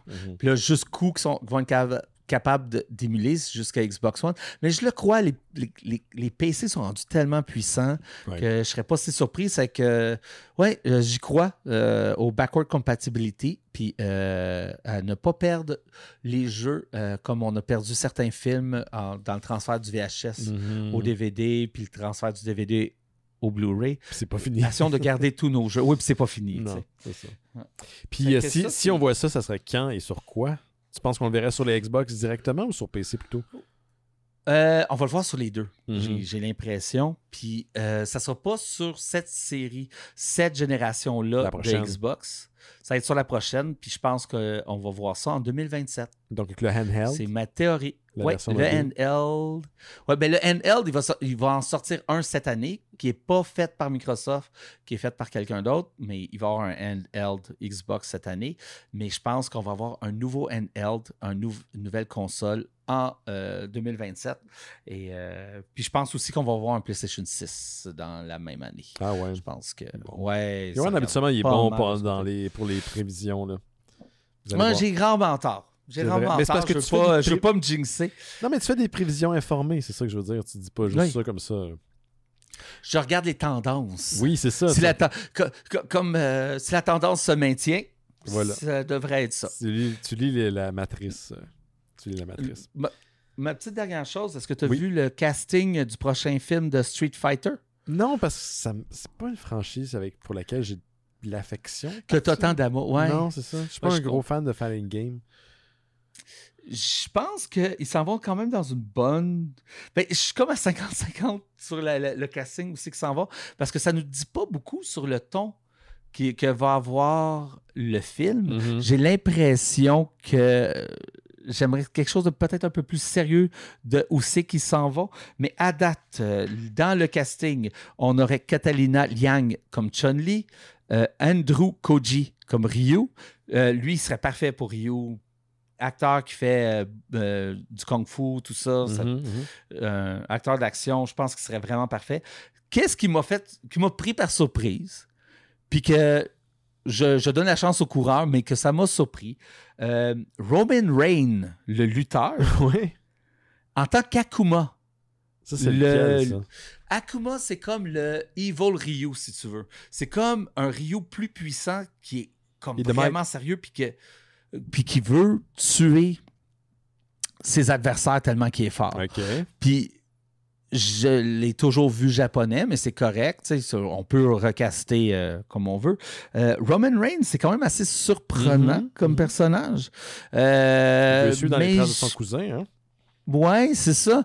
On l'a pas vraiment vu acter dans rien de gros encore. C'est que, je sais pas, je donne la chance au coureur, c'est spécial. Je suis curieux. Je suis curieux. Okay. Mais on a aussi, dans les autres qui est intéressant, il y a Orville Peck, que je ne connais pas, qui semble être un chanteur country, mais je le connais vraiment pas, là. Mais qui porte tout le temps un masque. Puis il jouerait Vega. Puis j'espère qu'ils l'ont casté pour son vrai. Oui, mais pour plus que ça. Tu sais, non, c'est un bon acteur aussi. C'est pas juste parce qu'il porte un masque comme dans quand il est. Chanteur country. Quand il est chanteur country, qu'on veut lui donner le personnage qui porte un masque dans Street Fighter. J'espère que c'est plus que ça, mais je le connais pas. Ça fait que je peux pas vraiment le juger. Et dans les autres choix, il y a Jason Momoa. Ah, OK. Qui va jouer Blanka. Puis on dirait que ça, je suis comme, OK, correct, oui, je le vois. Le personnage un peu comique, un peu drôle. Tu sais, Jason Momoa est capable d'être drôle. Oui. Puis je pense qu'il va être capable de se métamorphoser physiquement pour avoir l'air de Blanka. Blanka, c'est le personnage vert avec la crinière orange qui fait de l'électricité. Ouais. Il peut pas être pire que le film original des années 90. Non! Oh my God! Ils ont pris le gars le plus maigre sur la planète pour incarner Blanka. Puis quand Blanka, c'est comme une brute, c'est une bête de muscles. Ouais. Et dernier, 50 Cent qui va jouer Balrog, qui est le Mike Tyson du jeu, le genre de boxeur. Je vois genre. Oui, puis il a déjà acté, ça fait que je suis curieux. Il y a beaucoup de fans sur le Discord de Street Fighter. On écoute les tournois. Tu les écoutes avec nous. Oui, oui. Je pense que tu aimes écouter les tournois, mais pas nécessairement jouer à Street Fighter. Je suis pas un fan de Fighter parce que j'ai pas. C'est un peu. C'est drôle, je t'en parlais la semaine passée, ou il y a 2 semaines, je ne sais plus, mais c'est comme pour Tony Hawk. J'ai pas la patience d'apprendre les boutons puis les contrôles. Puis je l'ai pas, cette affaire-là. Mais je suis vraiment investi quand je vois des tournois ou dans le lore. C'est con, là, mais Injustice, qui est un jeu de combat fait par la gang qui a créé les Mortal Kombat, je suis très investi dans le lore de Injustice, qui est une adaptation des personnages de DC Comics. Je suis là-dedans. Là. Ça me fait plaisir. J'aime ça apprendre là-dessus. Mais j'ai pas de patience pour apprendre comment me combattre, puis que ça, faut que ça soit timé tel contre-attaque. J'admire les gens qui sont investis là-dedans, qui sont capables. Moi, je l'ai juste pas. Moi, je te conseille... même si tu n'es pas un fan de fighter, de jouer au Injustice, tu le mets au plus facile. Okay. Comme ça, tu vas gagner tes combats. Mais les histoires sont super bonnes. Puis tu vas gagner. À plus facile, là, ça te prend pas beaucoup à apprendre pour être assez bon pour pouvoir gagner les combats. Mais il y a des gens sur Internet qui ont mis juste les cinématiques aussi sur YouTube. Ah, ben oui, ça aussi, ça marche. C'est comme suivre un dessin animé, là, rendu là. C'est ça. Ouais. Mais les histoires des deux Injustice sont vraiment bonnes. Ouais. L'histoire de Street Fighter, c'est comme batshit insane. Là. C'est complètement weird puis extrême. Là. Puis le Bison n'arrête pas de mourir puis de transférer son arbre d'un personnage à l'autre puis plein d'affaires bizarres. Là. C'est vraiment bizarre. Ils vont s'en faire un autre Injustice? Il y en a eu 2. Oui, il y a des énormes rumeurs que le 3 s'en vient. Okay. Puis, tu sais, les rumeurs sont pas subtiles. Ça fait que c'est sûr qu'ils travaillent dessus. Là. C'est que il devrait avoir une annonce officielle vraiment bientôt, d'après moi. Ouais. C'est sur quoi il y a une annonce officielle, Johan, qui me fait mal parce que j'anticipe la dépense que je vais faire. Ça a été partagé par un des membres du Discord cette semaine, puis j'étais vraiment très, très heureux, mais aussi, j'ai vu le nombre de pièces, le prix que ça va engendrer. Là. Je parle d'un nouvel ensemble de Lego qui est en développement, puis qui a été... oui, je l'ai vu, je sais de quoi tu veux parler. Il est en développement depuis que Lego a un projet qui s'appelle Lego Ideas. Donc, c'est ce qu'il... En fait, je vais revenir en arrière parce que je me suis trop un petit peu emballé, là, mais Lego Ideas, ça fait partie du renouveau de Lego. Il y a une couple d'années, Lego était sur le bord de la faillite. Ils se sont dit, on va faire des jeux vidéo, on va ouvrir aussi notre création à nos fans. Un des projets qui est sorti de ça, c'est Lego Ideas. Puis on va aussi acheter des propriétés intellectuelles. Ce qui a fait que Lego est revenu, qui est revenu presque de ses cendres. Il était sur le bord de mourir. C'est ça. Et l'idée d'ouvrir à ses fans, c'est de, entre autres, ouvrir pour des concours. Et là, il y avait un concours qui s'appelait Build Your Nostalgia. L'idée, c'était de créer un ensemble Lego par la communauté des fans de Lego, basé sur leur nostalgie des années 90. Donc, il y avait des gens qui ont soumis, à travers le programme de Lego Ideas, des ensembles. Et un des ensembles qui a été retenu, c'est un ensemble basé sur The X-Files, populaire série des années 90. Ça fait partie de l'ADN des années 90. Et ce qui est le fun, c'est qu'à partir du moment que ce projet-là, n'importe quel projet en fait soumis sous Lego Ideas est pris, il va être réadapté, remodulé ou modulé par des designers de Lego et éventuellement vendu au public. Et c'est ça. C'est un ensemble de Lego, de X-Files qui est, ma foi, incroyable. Le mot est faible. Yes. Ben, c'est 2020 morceaux. Wow. Je pense en fait que même l'image rend pas justice au nombre de pièces que ça prend parce que ça reste... T'as l'impression que c'est plus petit que ça l'est. Pour vous décrire un peu à la maison, pour les gens qui ne l'ont pas vu, là, on a le bureau dans les sous-sols du FBI où Mulder et Scully ont leur bureau. Ils rencontrent donc avec plein de petits easter eggs, de clins d'œil à la série des X-Files, dont le personnage de Tooms. Il y a 7 figurines, t'as Mulder, t'as Scully, t'as Skinners, mais t'en as d'autres également. Puis au-dessus du bureau dans le sous-sol, on se retrouve comme une scène en forêt où t'as Mulder et Scully et un vaisseau spatial, une soucoupe volante qui est au-dessus avec un genre d'extraterrestre gris qui sort d'un faisceau de lumière envoyé par la soucoupe. S'ils gardent relativement similaire, puis on se fie à ce qui a déjà été fait par le passé, ça risque d'être le cas. Ça risque d'être une belle petite pièce de collection à mettre dans votre bibliothèque. C'est très beau. C'est incroyable. C'est incroyable. Il est tellement beau. Ouais, il est très, très nice. Donc, il n'y a pas de date de sortie. Maintenant que le projet a été sélectionné, c'est ça. Comme je le disais, ça a été envoyé aux designers de Lego. Puis, on va le voir ça dans le futur. Le futur, est-ce que c'est 2026? C'est-tu 2027? Ça prend quand même un certain moment pour la production, la mise en marché, tout ça. Mais j'ai très, très hâte de voir ce qu'il y en est. Il y a aussi un autre ensemble qui a été sélectionné dans la même vague. Là. Un ensemble basé sur le Wallace & Gromit, qui est la série d'animation en pâte à modeler, qui était très populaire dans les années 90. Il y a encore beaucoup de fans aujourd'hui. Puis donc, ça fait partie des choses qui ont été sélectionnées pour le programme Lego Ideas. Donc, j'ai bien hâte. J'ai bien hâte de d'avoir ça entre mes mains. Ça va me coûter une coupe de REER, encore une fois. Là. Ça sert à rien, oui, le monde va exploser d'ici là. C'est ça. Ouais. On est dans le slow pack, Coco Pacarelvis. C'est ça. C'était quoi ce mot-là?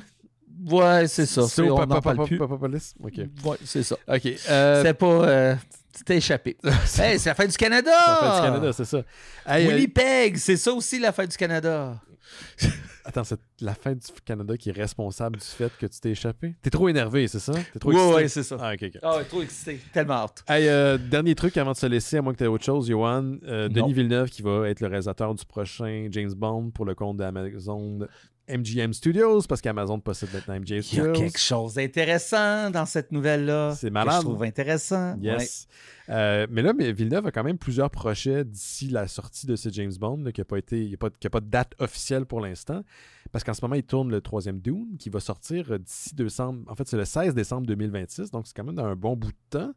Puis il y a aussi d'autres projets pour lesquels il a été confirmé par le passé, quoique ça ne veut pas dire nécessairement qu'ils vont se concrétiser, mais un film qui s'appelle Cléopatra, une adaptation de Rendez-vous with Rama, qui est une adaptation d'un roman de Arthur C. Clarke, un roman bien sûr de science-fiction, et aussi l'adaptation d'un livre non-fiction qui s'appelle Nuclear War, un scénario pour lequel Denis Villeneuve a signé. Donc d'ici la sortie de James Bond, je ne sais pas où là-dedans ça va se placer. Il risque d'avoir quand même pas mal de pain sur la planche, il risque d'être pas mal occupé, puis on n'a pas plus le nom de l'acteur qui va incarner le prochain James Bond, qui est attendu Mais selon les rumeurs, il serait proche de signer Tom Holland. Tom Holland, le jeune Tom Holland, celui qui fait Spider-Man. Oui. Donc, la vision de Villeneuve, puis il y aura un autre acteur aussi qui a l'air aussi jeune que Tom Holland. Donc, la vision de Villeneuve, on dirait, pour ce James Bond-là, ça serait un jeune James Bond avant qu'il rentre dans le MI6, comme un fin d'adolescence James Bond, début vingtaine James Bond. Donc, quelque chose qui serait basé comme sur le cartoon des années 90, James Bond Junior. Exact. ça serait malade. Non, c'était très campy. Ben, why not rendu là, tu sais. Puis, tu sais, Roger Moore, c'était super campy. Puis, j'aime les films de James Bond. Ben oui, c'est ça. Ouais. Puis ça va durer un temps. Je l'aime, Roger Moore, en tant que James Bond. Le monde a été trop dur. Ça va durer un temps, puis après, ils vont passer à autre chose, puis c'est correct. On explore des choses. Mais Tom Holland, hein? Ouais, moi, je suis jeune. partant. J'ai hâte de voir. Tu sais, si ça serait dans les mains de n'importe quel autre réalisateur, je serais comme, ah ouais, il est sûr?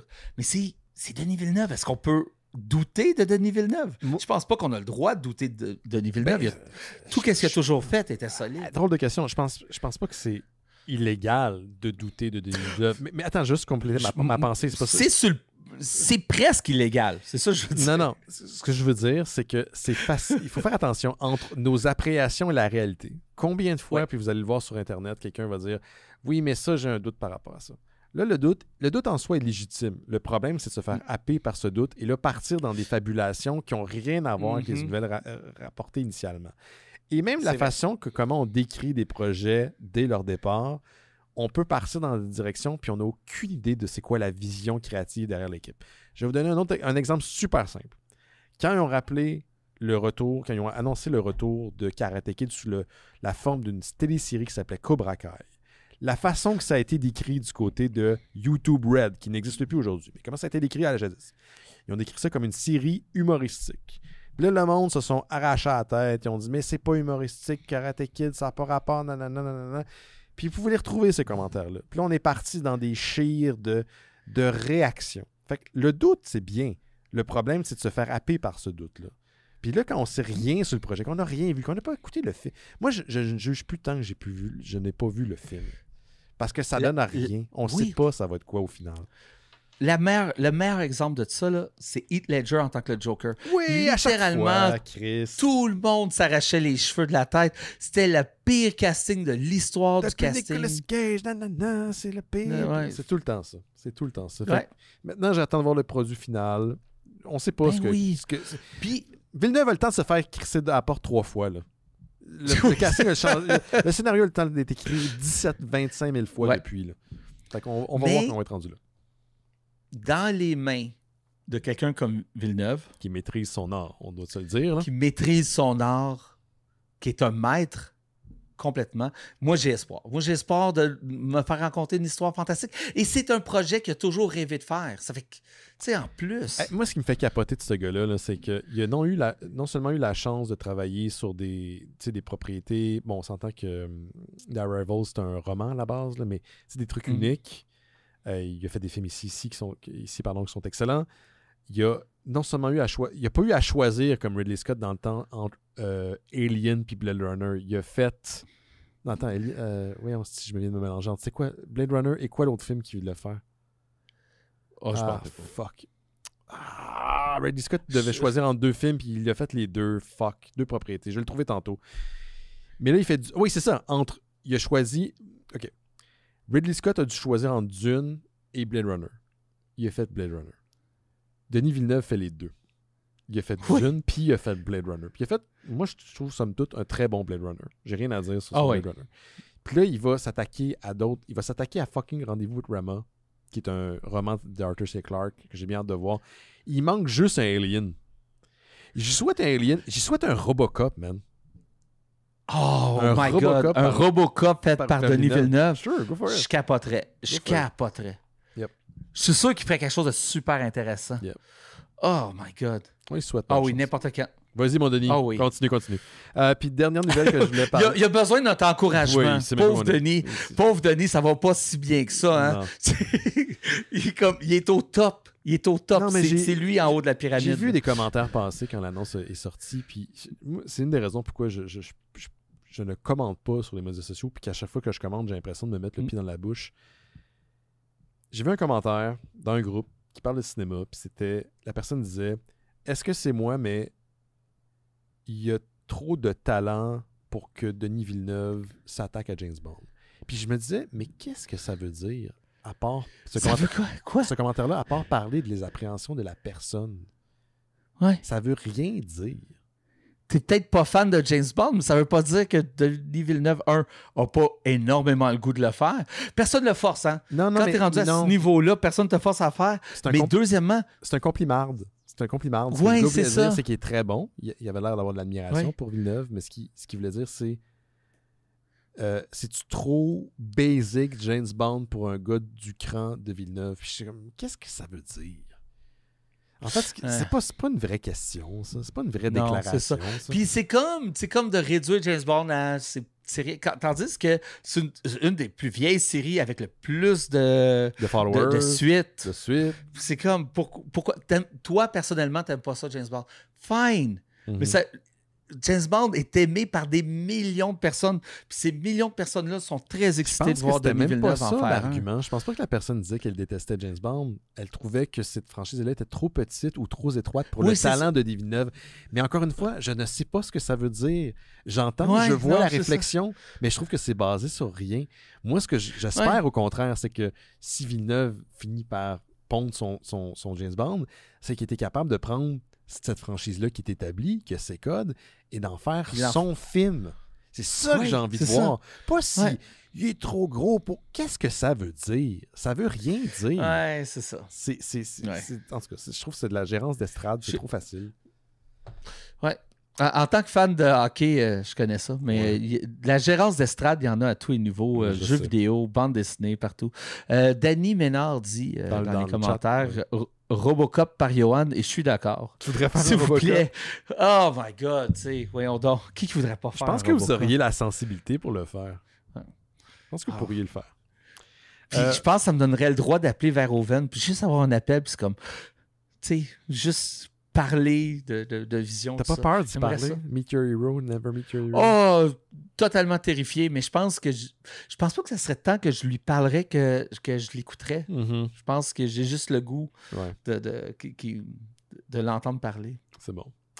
Puis dernier truc avant de se laisser, juste pour vous dire que Warner Brothers vient de perdre les droits pour Akira après 20 ans de tentatives d'adaptation et d'échecs. Akira, qui est bien sûr un dessin animé, un film d'animation excessivement populaire basé sur une série de mangas du même nom. Et donc, la compagnie américaine a lâché les droits pour l'adaptation en ce qu'on appelle du live action, donc avec des vrais acteurs. Et au fil des années, ça a été dans ce qu'on appelle un development hell, donc un développement qui ne prend... Qui ne finit jamais. Là. Taika Waititi s'était joint aussi aux efforts de scénarisation à un moment donné pour essayer de mettre un petit peu de resserrer. Il y a eu tellement de réalisateurs qui ont été liés à ce projet-là. Plein de monde. Comme beaucoup. Là. C'était comme... Il travaillait dessus pendant 1 an, puis là, il y a un autre qui prenait sa place, travaillait dessus pendant 1 an. Au point que je me suis demandé à un moment donné, c'est-tu une façon pour Warner Brothers de garder certains réalisateurs, de payer, de donner un salaire à certains réalisateurs qui soient sous leur ombrelle, c'est la question que j'avais pour toi. Ils leur donnent un projet, mais qu'il n'y a pas un réel désir de créer quelque chose au bout. Tu sais, je me suis posé la question, mais ils l'ont fait pendant 20 ans. C'est que... Puis en même temps, c'est très risqué, parce que, bon, très risqué, on s'entend, là. C'est un dessin animé qui est excessivement populaire, qui est sorti en 88. En tout cas, l'adaptation au cinéma est sortie en 88. Il y a tout un enjeu dans le développement de ce projet-là, parce que, bon, si on met des acteurs américains ou qu'importe caucasiens dans les rôles de personnes qui, à la base, devraient être d'origine asiatique, il y a ce qu'on appelle du whitewashing. Puis je comprends que cette considération-là doit être prise. Donc ça amène une complexité pas pour les gens qui sont créatifs, pour les gens qui sont derrière les chiffres. Parce que probablement les gens derrière les chiffres se disent, là, on peut pas faire des franchises d'action avec des gens de cette genre. C'est impossible. Les gens vont pas venir au cinéma. Donc, à partir du moment que tu sors l'Akira live action, qu'est-ce pas qu'il y a des gens qui font ce monde-là attend ça fait depuis 30 ans. Là. Ma plus grande peur, c'est que il y avait quand même un buzz autour d'Akira, mais c'est un buzz qui n'existe plus. C'est pas une franchise qui est comme dans le zeitgeist en ce moment. C'est que, tu sais, il y aurait des adaptations d'animés moins risquées qu'Akira, parce que faut penser qu'une adaptation d'Akira, on parle de au minimum 100 millions de dollars d'investissement. Ça va coûter excessivement cher. Ouais. Donc, 100 millions, exemple, ça coûte 100 millions, si tu mets 100 millions, il faut que tu mettes le même montant en publicité. Tu es à 200 millions de dollars. Si le film ne fait pas 300 millions de dollars au box-office, tu es déficitaire. Ça reste que c'est un énorme risque. C'est que, tu sais... Donnez ça à Jordan Peele, Colin. Hey, ça serait-tu ça? Mais il a fait une scène dans Nope qui était un hommage à Akira avec la moto. Ouais. Ça serait hot. Ça serait bien. En tout cas, je ne voulais pas passer 10 000 ans là-dessus, mais je peux vous dire que les droits sont revenus à l'éditeur japonais du manga d'origine qui s'appelle Kodansha. Donc, ce qu'un studio... Moi, je ne serais pas surpris là, qu'un studio quelconque, américain ou autre, rachètent les droits cinématographiques juste pour pouvoir les posséder, pour avoir l'option de le développer pendant les prochaines années. Puis, tu sais, en fait, j'allais te poser la question, Yoann, mais je pense que tu as un petit peu déjà répondu. Est-ce possible qu'un gros studio achète les droits sans avoir l'intention formelle de développer le film, mais juste pour empêcher un de ses compétiteurs d'obtenir les droits? Ça arrive beaucoup plus souvent qu'on le pense. Ouais. Comme vraiment, vraiment, vraiment souvent. Ou des studios qui décident d'acheter un script parce que eux, ils n'ont pas tant le goût de le faire, mais ils savent que dans un autre studio, ce script-là marcherait bien. Très intéressé. Ça fait qu'ils décident d'acheter le script, puis souvent juste de le tabletter, puis il arrive à rien. Ça fait partie de la game. Hey, on va prendre une petite pause, Ouais. Yoann, si t'avais rien d'autre. Non, J'ai quand même un gros film à parler en fin d'émission. On parle de Sinners, je vous rappelle. Juste avant, je vous rappelle qu'on a un Patreon pour financer les shows qu'on fait ici semaine après semaine depuis maintenant presque 20 ans. En janvier, ça va faire 20 ans que Les Mystérieux Étonnants existent. Ça a été lancé en janvier 2026. On est à la radio étudiante de l'université à l'UQAM jadis. Maintenant, on est rendu complètement indépendant. Mais reste qu'on a besoin de vos bidous pour pouvoir pousser nos affaires. Et c'est pas des blagues. Sans la contribution des fans des Mystérieux Étonnants, de nos auditeurs, auditrices, on ne peut pas garder les lumières allumées. Je ne peux plus me permettre les coûts qui s'engendrent parce que, mine de rien, le simple logiciel qu'on utilise actuellement vaut 1000 $. Par année. Ouais, c'est ça. Hein? Fait que ça va nous donner une petite idée.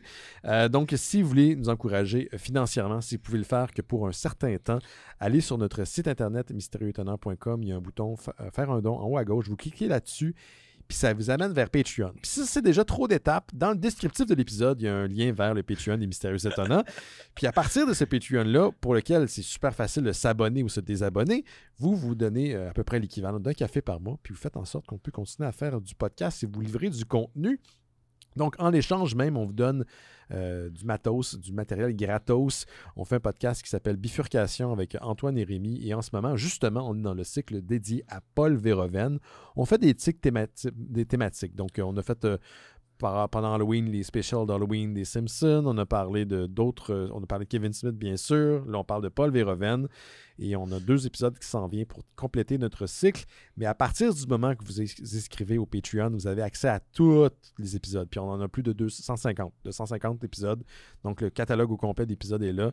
Puis récemment, quelqu'un m'a écrit en fin de semaine pour me dire qu'il était sur un autre cycle sur les Coen. On a fait un cycle sur les frères Coen. Donc vous avez accès à tout le catalogue. Vous faites en sorte que, bien sûr, les Mystérieux Étonnants existent, mais aussi Terre Humaine Cheese d'Or, Terre Kaiju et Noël Cheese d'Or. T'étais pas là la semaine passée, Yoann, mais Simon m'a confirmé il y a 2 semaines, même il y a 4 semaines en fait, que non, t'étais là. Quand Jake nous a dit qu'il voudrait faire un genre de Big Battle Kaiju spectaculaire pour compléter la série de Terre Kaiju. Ça, éventuellement, ça risque de se passer aussi. Si vous vous abonnez au Patreon des Mystérieux Étonnants, vous avez aussi accès à ce que nous, on consomme le plus en termes de médias sociaux. On parle de Discord. C'est un serveur privé où des fans des Mystérieux Étonnants échangent des articles, des nouvelles, écoutent des films des fois, la lutte aussi le dimanche. C'est une belle communauté. Moi, c'est le seul espace virtuel que je consomme par jour, plusieurs fois par jour d'ailleurs, pour y mettre du stock, mais pour voir aussi ce que les gens y postent. C'est comme ça que je me tiens au courant de ce qui se passe dans la culture geek, la culture populaire. Puis il y a certaines des nouvelles d'ailleurs que je vous parle aujourd'hui qui ont été tirées du Discord. À partir du moment que vous abonnez au Patreon, écrivez-moi directement à partir de la plateforme, puis je vais pouvoir vous envoyer un lien. C'est pas automatique. Puis à partir du lien, vous avez accès au Discord des Mystérieux Étonnants. On est disponible partout, Apple Podcasts, YouTube Music, Spotify, Amazon Music et plus des 300 dernières archives des Mystérieux Étonnants sont sur notre site Internet. Donc, si vous regardez notre fil RSS là, sur les plateformes de balado, vous dites « Ah, voyons, il me semble qu'il n'y a pas tout. » Non, l'entièreté est sur notre site Internet. Allez fouiller là-dedans, c'est assez simple de s'y retrouver. On est aussi sur les plateformes de bullshit, Facebook, Instagram et autres, mais on est surtout sur le Discord des Mystérieux Étonnants. On revient dans quelques instants avec Sinners de Ryan Coogler.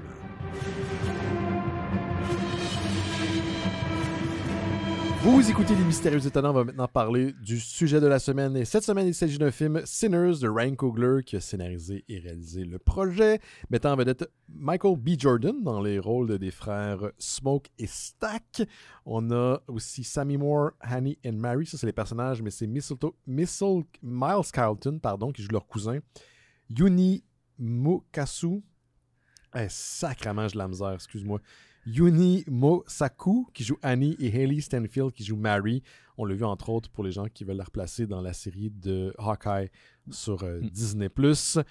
Donc, c'est un film qui se passe à l'époque de la Prohibition dans le sud des États-Unis, où les tensions raciales sont encore assez importantes. Et tu as 2 gars de la place, un endroit qui est rural, Smoke et Stack, qui reviennent avec un plan d'ouvrir une boîte de nuit dans une ancienne grange qui leur a été vendue par un gars un peu shady. Hein? Bien sûr, c'est assez... il y a une ségrégation assez importante entre les Noirs et les Blancs encore à cette période. Et donc, les Smokes achètent à cet homme qui a peut-être fait partie déjà d'un groupe de white supremacists. C'est sous-entendu que ça serait peut-être possible. Et donc, c'est le choc de leur retour sur les gens qui les ont connus, dont leur cousin, Sammy, et la communauté, qui est quand même tissée serrée, qui décide de les encourager de venir le temps d'une nuit pour l'ouverture de cette boîte de nuit qui a eu lieu la nuit même. Donc, c'est à propos surtout de eux, leur impact sur leur petite communauté, comment ils tissent à nouveau des liens avec les gens qu'ils ont connus, probablement même des amendes de leur passé, et comment tout ça finit un peu à la Dusk Till Dawn en massacre vampirique. Pas spoilers, c'est dans la bande-annonce. Donc, il y a un crescendo à la fin de ce film-là dont on va parler avec Johan. Donc, tenez-vous avertis, là, le film vient de sortir, on spoil en dernière partie d'émission. Donc, si vous n'avez pas vu l'émission, faites pause. Vous n'avez pas vu l'émission. Si vous n'avez pas vu le film, faites pause et revenez-y quand ça sera le temps. Mais c'est averti, on va spoiler en dernière partie. Fait que, avant d'en parler en détail, Johan, est-ce que tu as apprécié, est-ce que tu as aimé Sinners? J'ai adoré, mais j'ai plus qu'adoré. J'ai vraiment, vraiment aimé ça. Je pense que c'est dans mes films favoris des 2 dernières années. Là. J'ai adoré ça. J'ai trouvé ça super bien filmé aussi. La direction photo, elle est vraiment belle. Puis là, je vais aller vérifier c'est quoi les lentilles qu'ils ont utilisées, là, parce que dans le jour, surtout avec les arbres, tout ça, là, c'est pas 100% de l'anamorphique, mais c'est pas loin de l'anamorphique. Puis il y a comme un effet vraiment dreamy à comment qui... Qu'est-ce que tu veux dire anamorphique? Qu'est-ce que ça donne comme look pour les gens à la maison? Ou comme moi qui ne sais pas c'est quoi? C'est une lentille qui va faire quand même sur les cadres au bout ou à l'arrière, quand même une certaine distorsion. OK. Ça amène une certaine couleur aussi? Ouais, non, mais c'est beaucoup plus la distorsion de la lentille qui est plus visible. Ça donne vraiment un look. Puis j'ai trouvé, surtout les lentilles qu'ils utilisaient de jour, j'ai trouvé qu'il y avait vraiment un effet dreamy des fois autour des personnages, au loin. Je trouvais ça vraiment beau. Là. J'ai vraiment tripé sur la photo du film. Là. Puis aussi, j'ai aimé ça, le courage. Le film est très sombre. Puis je parle pas de ton, je parle de luminosité. Puis il embrace la noirceur, puis je trouve ça super beau. Tu sais, je me rappelle que mon grand-père, comme il nous racontait quand lui était tout petit, tu sais, il n'y avait pas encore beaucoup d'électricité, puis il se retrouvait autour du foyer parce que c'est la seule source de lumière, puis il parlait beaucoup de la noirceur que la pièce avait, puis la noirceur qu'il y avait à l'extérieur. Puis je trouve qu'il a réussi à capturer ça, ce genre de noirceur-là, un peu oppressante. Oui. Un peu... Qui était probablement normal pour les gens de l'époque parce qu'ils ne connaissaient pas mieux, mais pour que nous autres, avec nos sensibilités modernes, c'est juste oppressant. Oui, c'est ça. J'ai vraiment... très bien shooté, très bien fait. J'ai beaucoup trippé. Puis, tu sais, Jordan, il joue 2 rôles. Les 2 frères. Les 2 frères. Et, tu sais... Si c'est pas bien fait, ça peut être fatigant. Les effets spéciaux sont très bien réussis. Et même quand il y a des scènes d'action où que les 2 sont là, j'ai trouvé le switch entre body double et l'acteur parfaitement. Tu sais, c'est comme... Ouais, c'est le genre d'illusion qu'habituellement... C'est bien cadré. C'est le genre d'illusion que tu essaies de trouver où ils ont fait le switch, puis à un moment tu finis par oublier de faire cet exercice-là dans ta tête. J'ai trouvé ça très fort. Parlant de ça, que les 2 frères, j'adore que Smoke, je sais que c'est un détail, mais c'est quelque chose qui m'a fait tellement triper. Smoke a probablement des PTSD de la Première Guerre mondiale. Oui, les 2 ont fait la Première Guerre mondiale. Oui. Puis, il y a les mains qui tremblent. Mais c'est pas la seule raison. Il n'est pas capable... Il n'a jamais appris à rouler ses propres cigarettes. Il s'appelle Smoke. C'est celui des 2 qui fume. Et c'est son frère qui lui roule ses cigarettes constamment. Et au début, ça a juste l'air comme s'il voulait une cigarette, mais éventuellement, plus tard dans l'histoire, tu le vois essayer de rouler une cigarette. Il n'est pas capable. Il n'a jamais appris. Il ne sait pas comment placer ses mains. Il ne sait pas comment le rouler. Puis, je ne sais pas. Tu sais, les deux personnages ont besoin de l'un l'autre pour les grosses choses, mais les petites choses aussi. Exact. Ils se complètent que pour les grands plans et les petits plans. Puis j'ai trouvé ça habile du réalisateur puis de l'histoire et tout. J'ai trouvé ça très habile. Parfait. Moi, j'ai également énormément aimé ça. C'est rare d'avoir des IP, des propriétés intellectuelles uniques, qui sont pas des films de super-héros, des trucs connus, d'être propulsés par un gros studio avec cette ampleur-là. Et Ryan Coogler a eu la chance d'être propulsé par Warner Brothers Discovery. Tant mieux pour lui. C'est un réalisateur de talent. J'ai adoré l'univers au point où est-ce que quand le film finit par chuter vers la débandade puis le massacre, j'avais vraiment un intérêt pour les personnages. J'étais triste quand certains mordaient la poussière ou se faisaient transformer en vampires. D'ailleurs, je pense que c'est une des raisons pour laquelle le film prend son temps avant de se rendre là. Hein. On s'entend, ce film-là, si vous le comparez un peu à un From Dusk Till Dawn, vous avez raison. Les parallèles sont évidents, au point où est-ce que je pense que c'est un hommage au film de Rodriguez. Oui. Deux frères, deux criminels qui reviennent, qui essaient de se faire une nouvelle vie, qui se retrouvent dans une boîte de nuit isolée à l'autre bout, puis qui est en fait peuplée de vampires. Je sais que c'est pas exactement la même histoire, mais les liens sont évidents, ils sont là.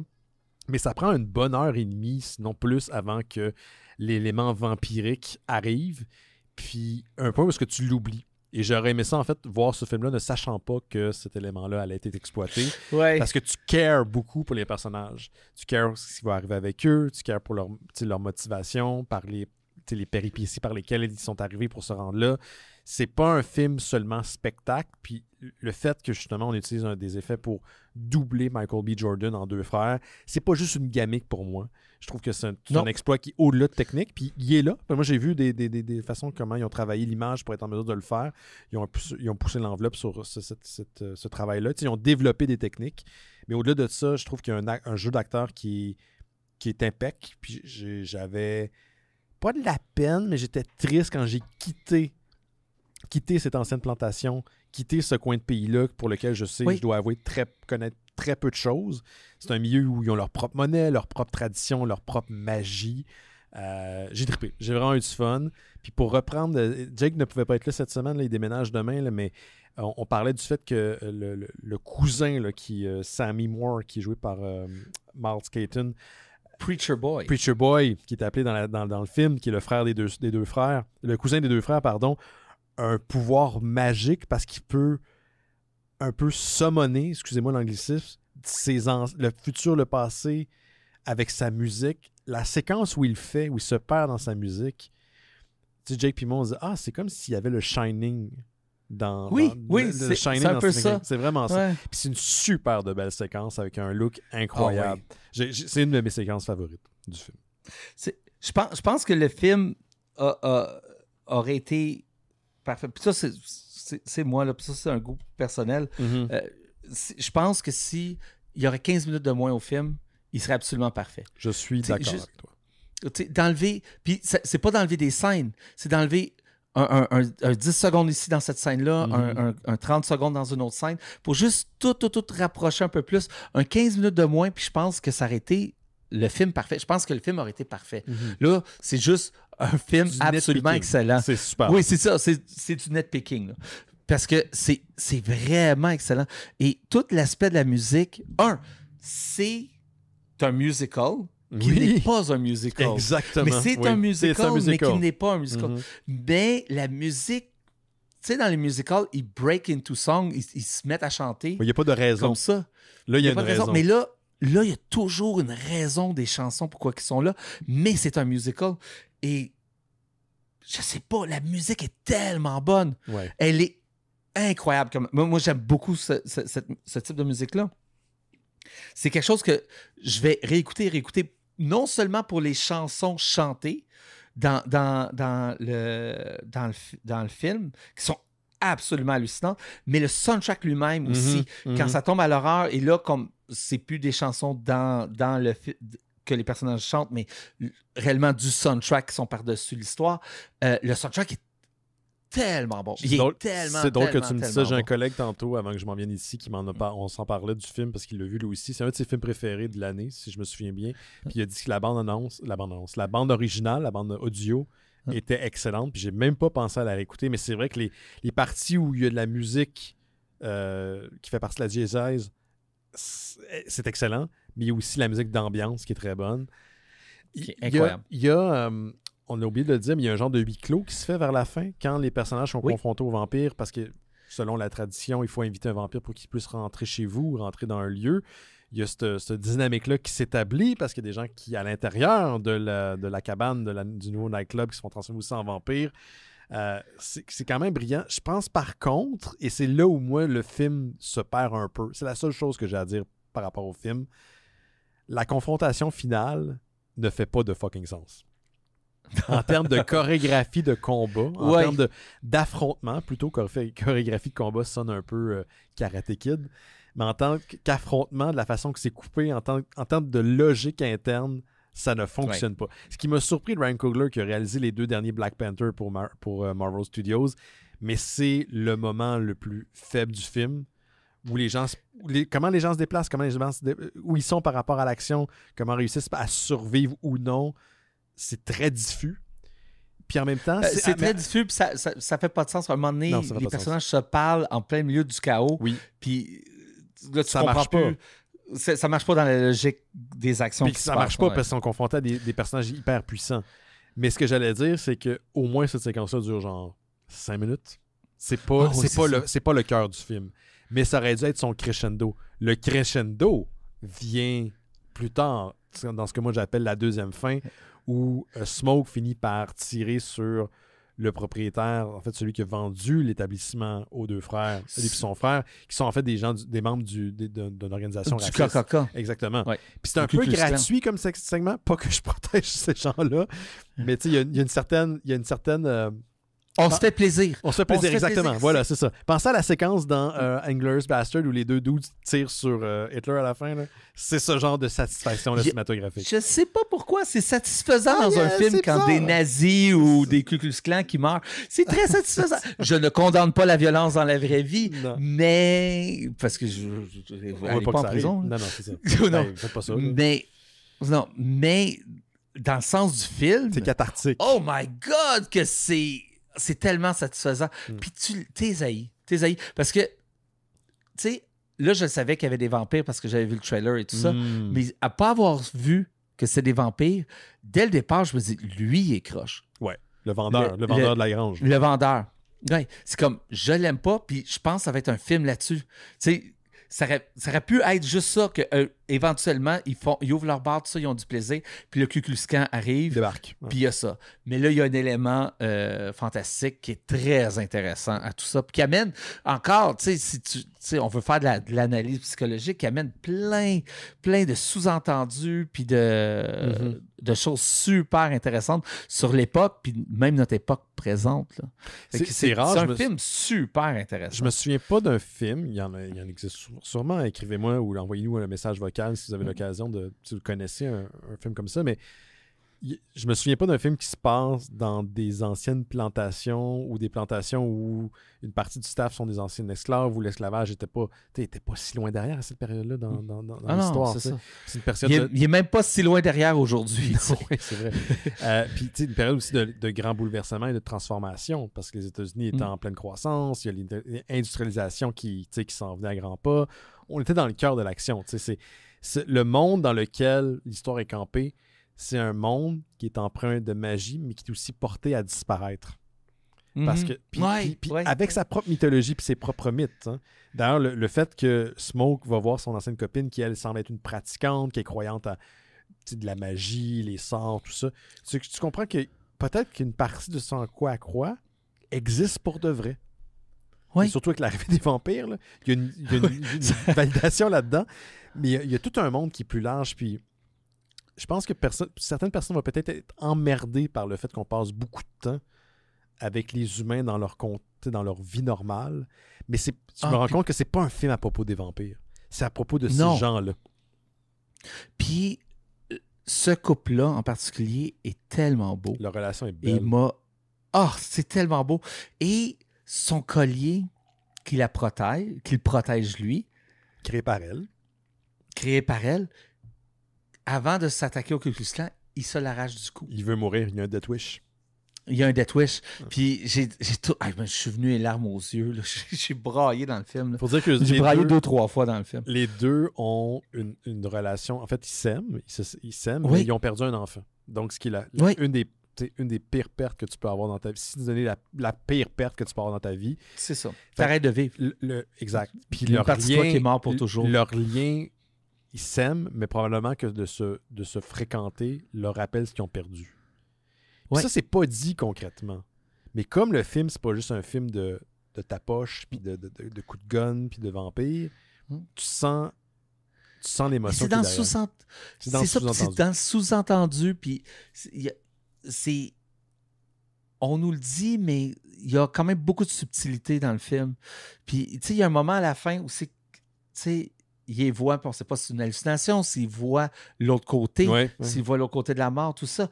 Puis, il peut prendre son enfant dans ses bras pour la première fois. Hey, ça tue, là. Hey, moi, j'ai braillé. Puis là, l'autre qui nous arrache de ça, le dragon, le grand dragon des Ku Klux Klan qui nous arrache de ça.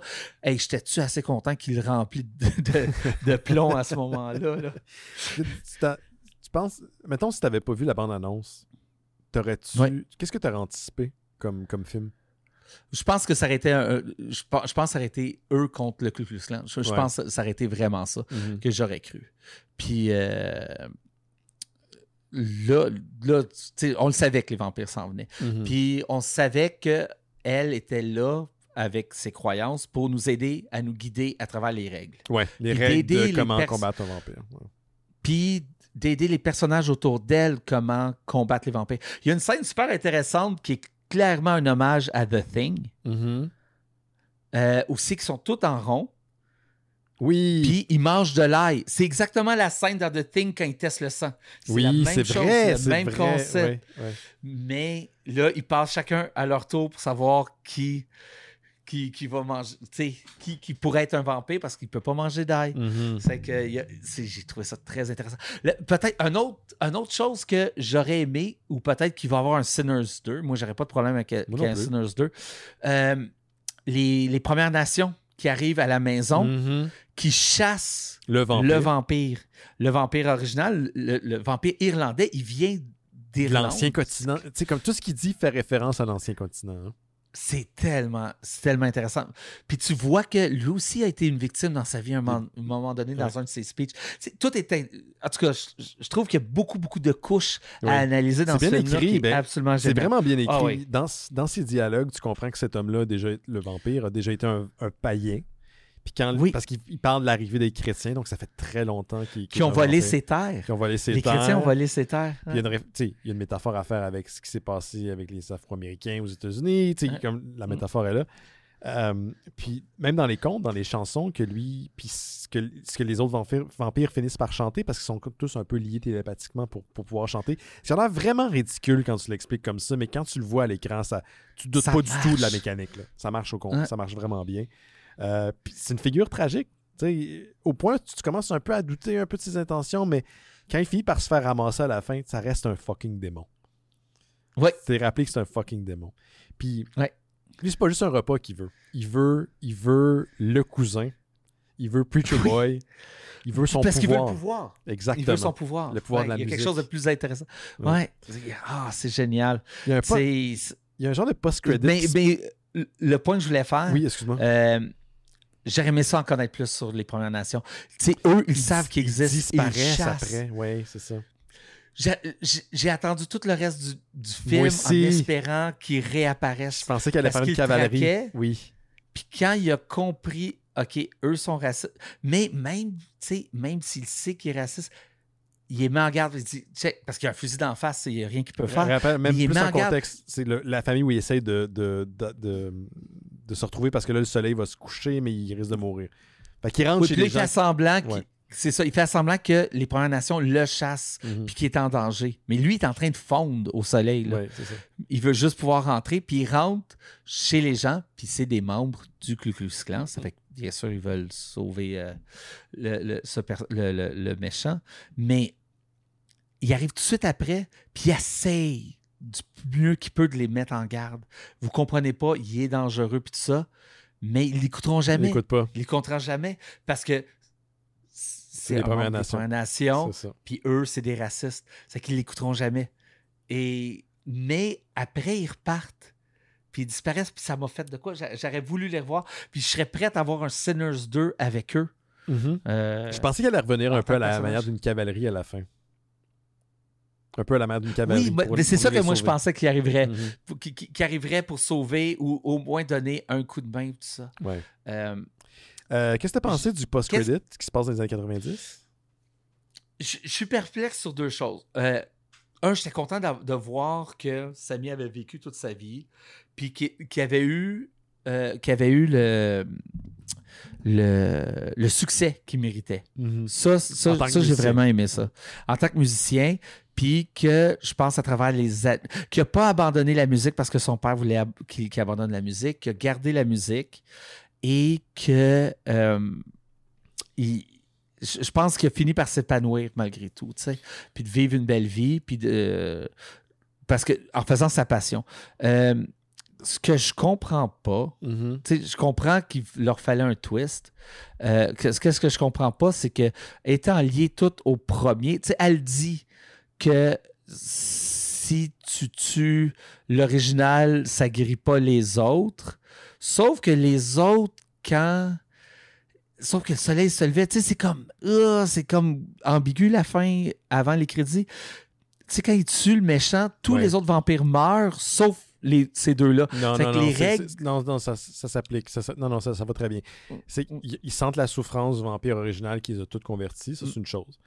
Puis ils sont au soleil, ils sont carrément au soleil. Ces deux-là, c'est ça. Tu parles du frère et de sa copine. Là, ouais, c'est ça. Stax puis sa copine. Sa copine, là, Mary.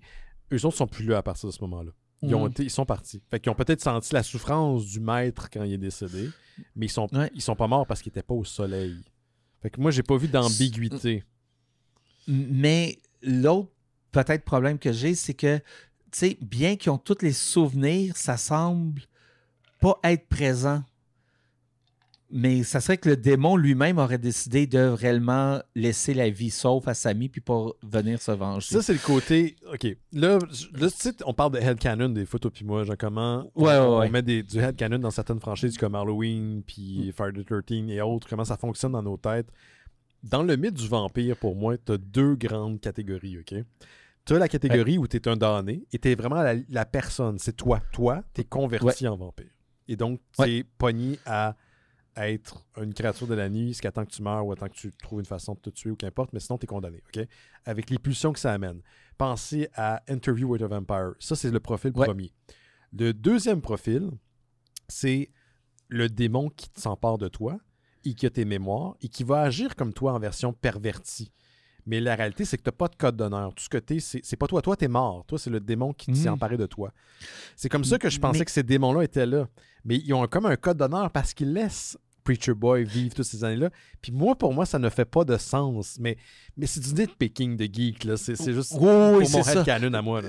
Je pense que là, en parlant, je pense que la solution est entre les deux. C'est que vu qu'ils, comme ceux d'une même lignée de vampires, partagent tous les mêmes souvenirs, les mêmes idées, il y a un genre de hive mind qui se crée automatiquement. Tout le monde connaît les choses de tout le monde. Puis en tuant les autres, peut-être qu'ils perdent les impulsions des autres. Donc, il a perdu ses impulsions agressives puis il est redevenu un peu plus lui-même. Mais, en tout cas, je sais pas. Je pense que on aurait pu juste avoir une scène de lui plus vieux qui joue de la musique devant un groupe, puis ça aurait pu juste être ça. Ouais. Ça aurait pu juste être ça. Je pense qu'on n'a pas besoin que les vampires reviennent, puis je pense que ça aurait été correct. Mais en même temps, ça n'enlève rien à un film absolument fantastique. Qu'est-ce qui aurait été meilleur encore? On voit... Il joue sa musique, il joue comme devant tout le monde. Puis là, ça fade au noir, puis c'est marqué « Preacher Boy will be back in Avengers Doomsday ». Ça, je pense que ça aurait été vraiment malade. Ok, je pense qu'on l'a aimé. T'as Captain America assis dans la salle. Là. Oui. Ou t'as plutôt... pas Captain America, mais... voyons, celui qui manque un œil. Voyons... Nick Fury. T'as Nick Fury avec une mallette, là. C'est comme, Preacher Boy, we need you. Puis, la tourne d'Avengers part, puis Preacher Boy, we'll be back. Ouais. D'ailleurs, tu sais, je pense pas que c'est un hasard que le film a été financé à la hauteur de ce qu'on voit là, à l'écran. On voit qu'il y a du budget. Que c'est Warner Brothers. Ryan Coogler travaille avec Disney depuis des années. Puis c'est un gars de talent. D'ailleurs, je suis très content que ce soit lui qui soit responsable de la création de la nouvelle mouture de X-Files. C'est quelqu'un qui a la sensibilité pour. En écoutant Sinner, j'étais comme, oui, on a une bonne personne créative derrière le projet. Mais t'as Warner Brothers qui a fait, OK, tu veux créer ton propre IP, tu veux pas refaire un... Tiens, voilà du cash, vas-y, crée ton affaire, genre. Ton nom va attirer des gens. Fait que tant mieux, parce que c'est pas quelque chose qu'on a déjà vu de cette manière-là, raconté au grand écran. Et je suis juste content que ça existe dans la culture cinématographique. Go for it, man. Puis c'est plus dur que jamais de créer des nouveaux IP. Yep. Tout doit être basé sur un roman, une bande dessinée ou un film, ou que ça soit une suite. Très, très dur de faire des nouveaux IP, c'est que tant mieux. Puis moi, j'en prendrais une suite de cinéma. Je trouve qu'il y a un univers... Ou un prequel. Ou juste les deux frères à Chicago. Donnez-nous. Les deux frères à Chicago. Parce qu'on les deux frères en Première Guerre mondiale. Deux frères en Première Guerre mondiale, ça serait malade. Mais même la guerre entre les Irlandais et les Italiens, puis ils ont exploité pour que les Irlandais, comme la mafia irlandaise et la mafia italienne, s'entretuent pendant qu'eux autres ont volé l'argent puis l'alcool. Je trouve qu'il y a quelque chose de super... Puis on n'en fait pas un gros cas. On fait juste le mentionner, puis il y a un moment donné, il y a un personnage qui dit « J'ai caché ce que vous avez fait. » Puis elle dit, puis on n'en fait pas plus un cas que ça. On continue avec l'histoire, mais il y a quelque chose de super intéressant. Là. C'est un bon film. On a trippé, Johan, puis moi. Je pense que vous avez entendu. Oui. Il faut aller écouter Sinners si vous avez la chance de pouvoir le louer. Il est sur toutes les plateformes en ce moment. Puis c'est ça, je pense qu'on... J'ai adoré. Ouais, on a trippé. On a eu du fun. Moi, malgré ma grosse réserve de la séquence finale, qui fait un peu poète-poète, le reste, c'est genre... C'est impec, là. J'ai rien à dire. Là. C'est ça. Ça n'enlève rien. Ça n'enlève rien. C'est tellement une belle ride. Puis, je vais te dire, c'est rare maintenant les films qui prennent leur temps de raconter leur histoire. Oui, absolument. Ouais. D'ailleurs, mon Dieu, comme je dis, on arrête, mais j'arrête pas d'en rajouter. Je sais pas pourquoi. Mais c'est parce qu'on a aimé ça. C'est à cause de ça. Je pensais full à King, à Stephen King. Dans le sens que ces romans font dans le fantastique. Ces romans font dans le fantastique, mais sont campés dans du réel. Puis j'ai eu ce sentiment-là. Le fait qu'ils prennent le temps de nous présenter l'univers et les personnages pendant si longtemps pour que finalement ça culbute vers quelque chose d'incroyablement comme fucked up, ça m'a fait penser à du King. Ouais. Oui, tous les codes de King, tous les codes sont là. Oui, tu as 100% raison. Yep. C'est du bon King. Yes. Bon, on se laisse là-dessus. Merci, Johan, d'avoir été là cette semaine. Merci à vous autres à la maison. Ça fait plaisir. Jetez un coup d'œil à notre Patreon si vous avez la chance de pouvoir nous encourager monétairement. Allez jeter un coup d'œil à Bifurcation. Il y a plein d'épisodes pour vous autres. Puis en échange, je vous rappelle que vous avez accès aussi au Discord des Mystérieux Étonnants. Une très belle plateforme. Sinon, on se voit la semaine prochaine. Je peux déjà vous confirmer le sujet. C'est Alien vs. Avengers, qui est un 4 parties qui vient de sortir, qui vient de finir, écrit par Jonathan Hickman, qui est un gars qui fait dans le gros concept de science-fiction. J'ai bien hâte de voir tout ça rassemblé dans le même blender. Est-ce que ça sera un crossover bien réussi ou pas? On va vous en parler la semaine prochaine. Puis faites attention à vous. Mais quand t'as Jonathan Hickman, ça n'a pas le choix. Ben, regarde, puis t'as quand même des petits bonhommes, les Avengers puis Alien, mais c'est Jonathan Hickman. C'est ça. Moi, je suis partant. Faites attention à vous autres, on se voit la semaine prochaine. OK, bye. Bye bye.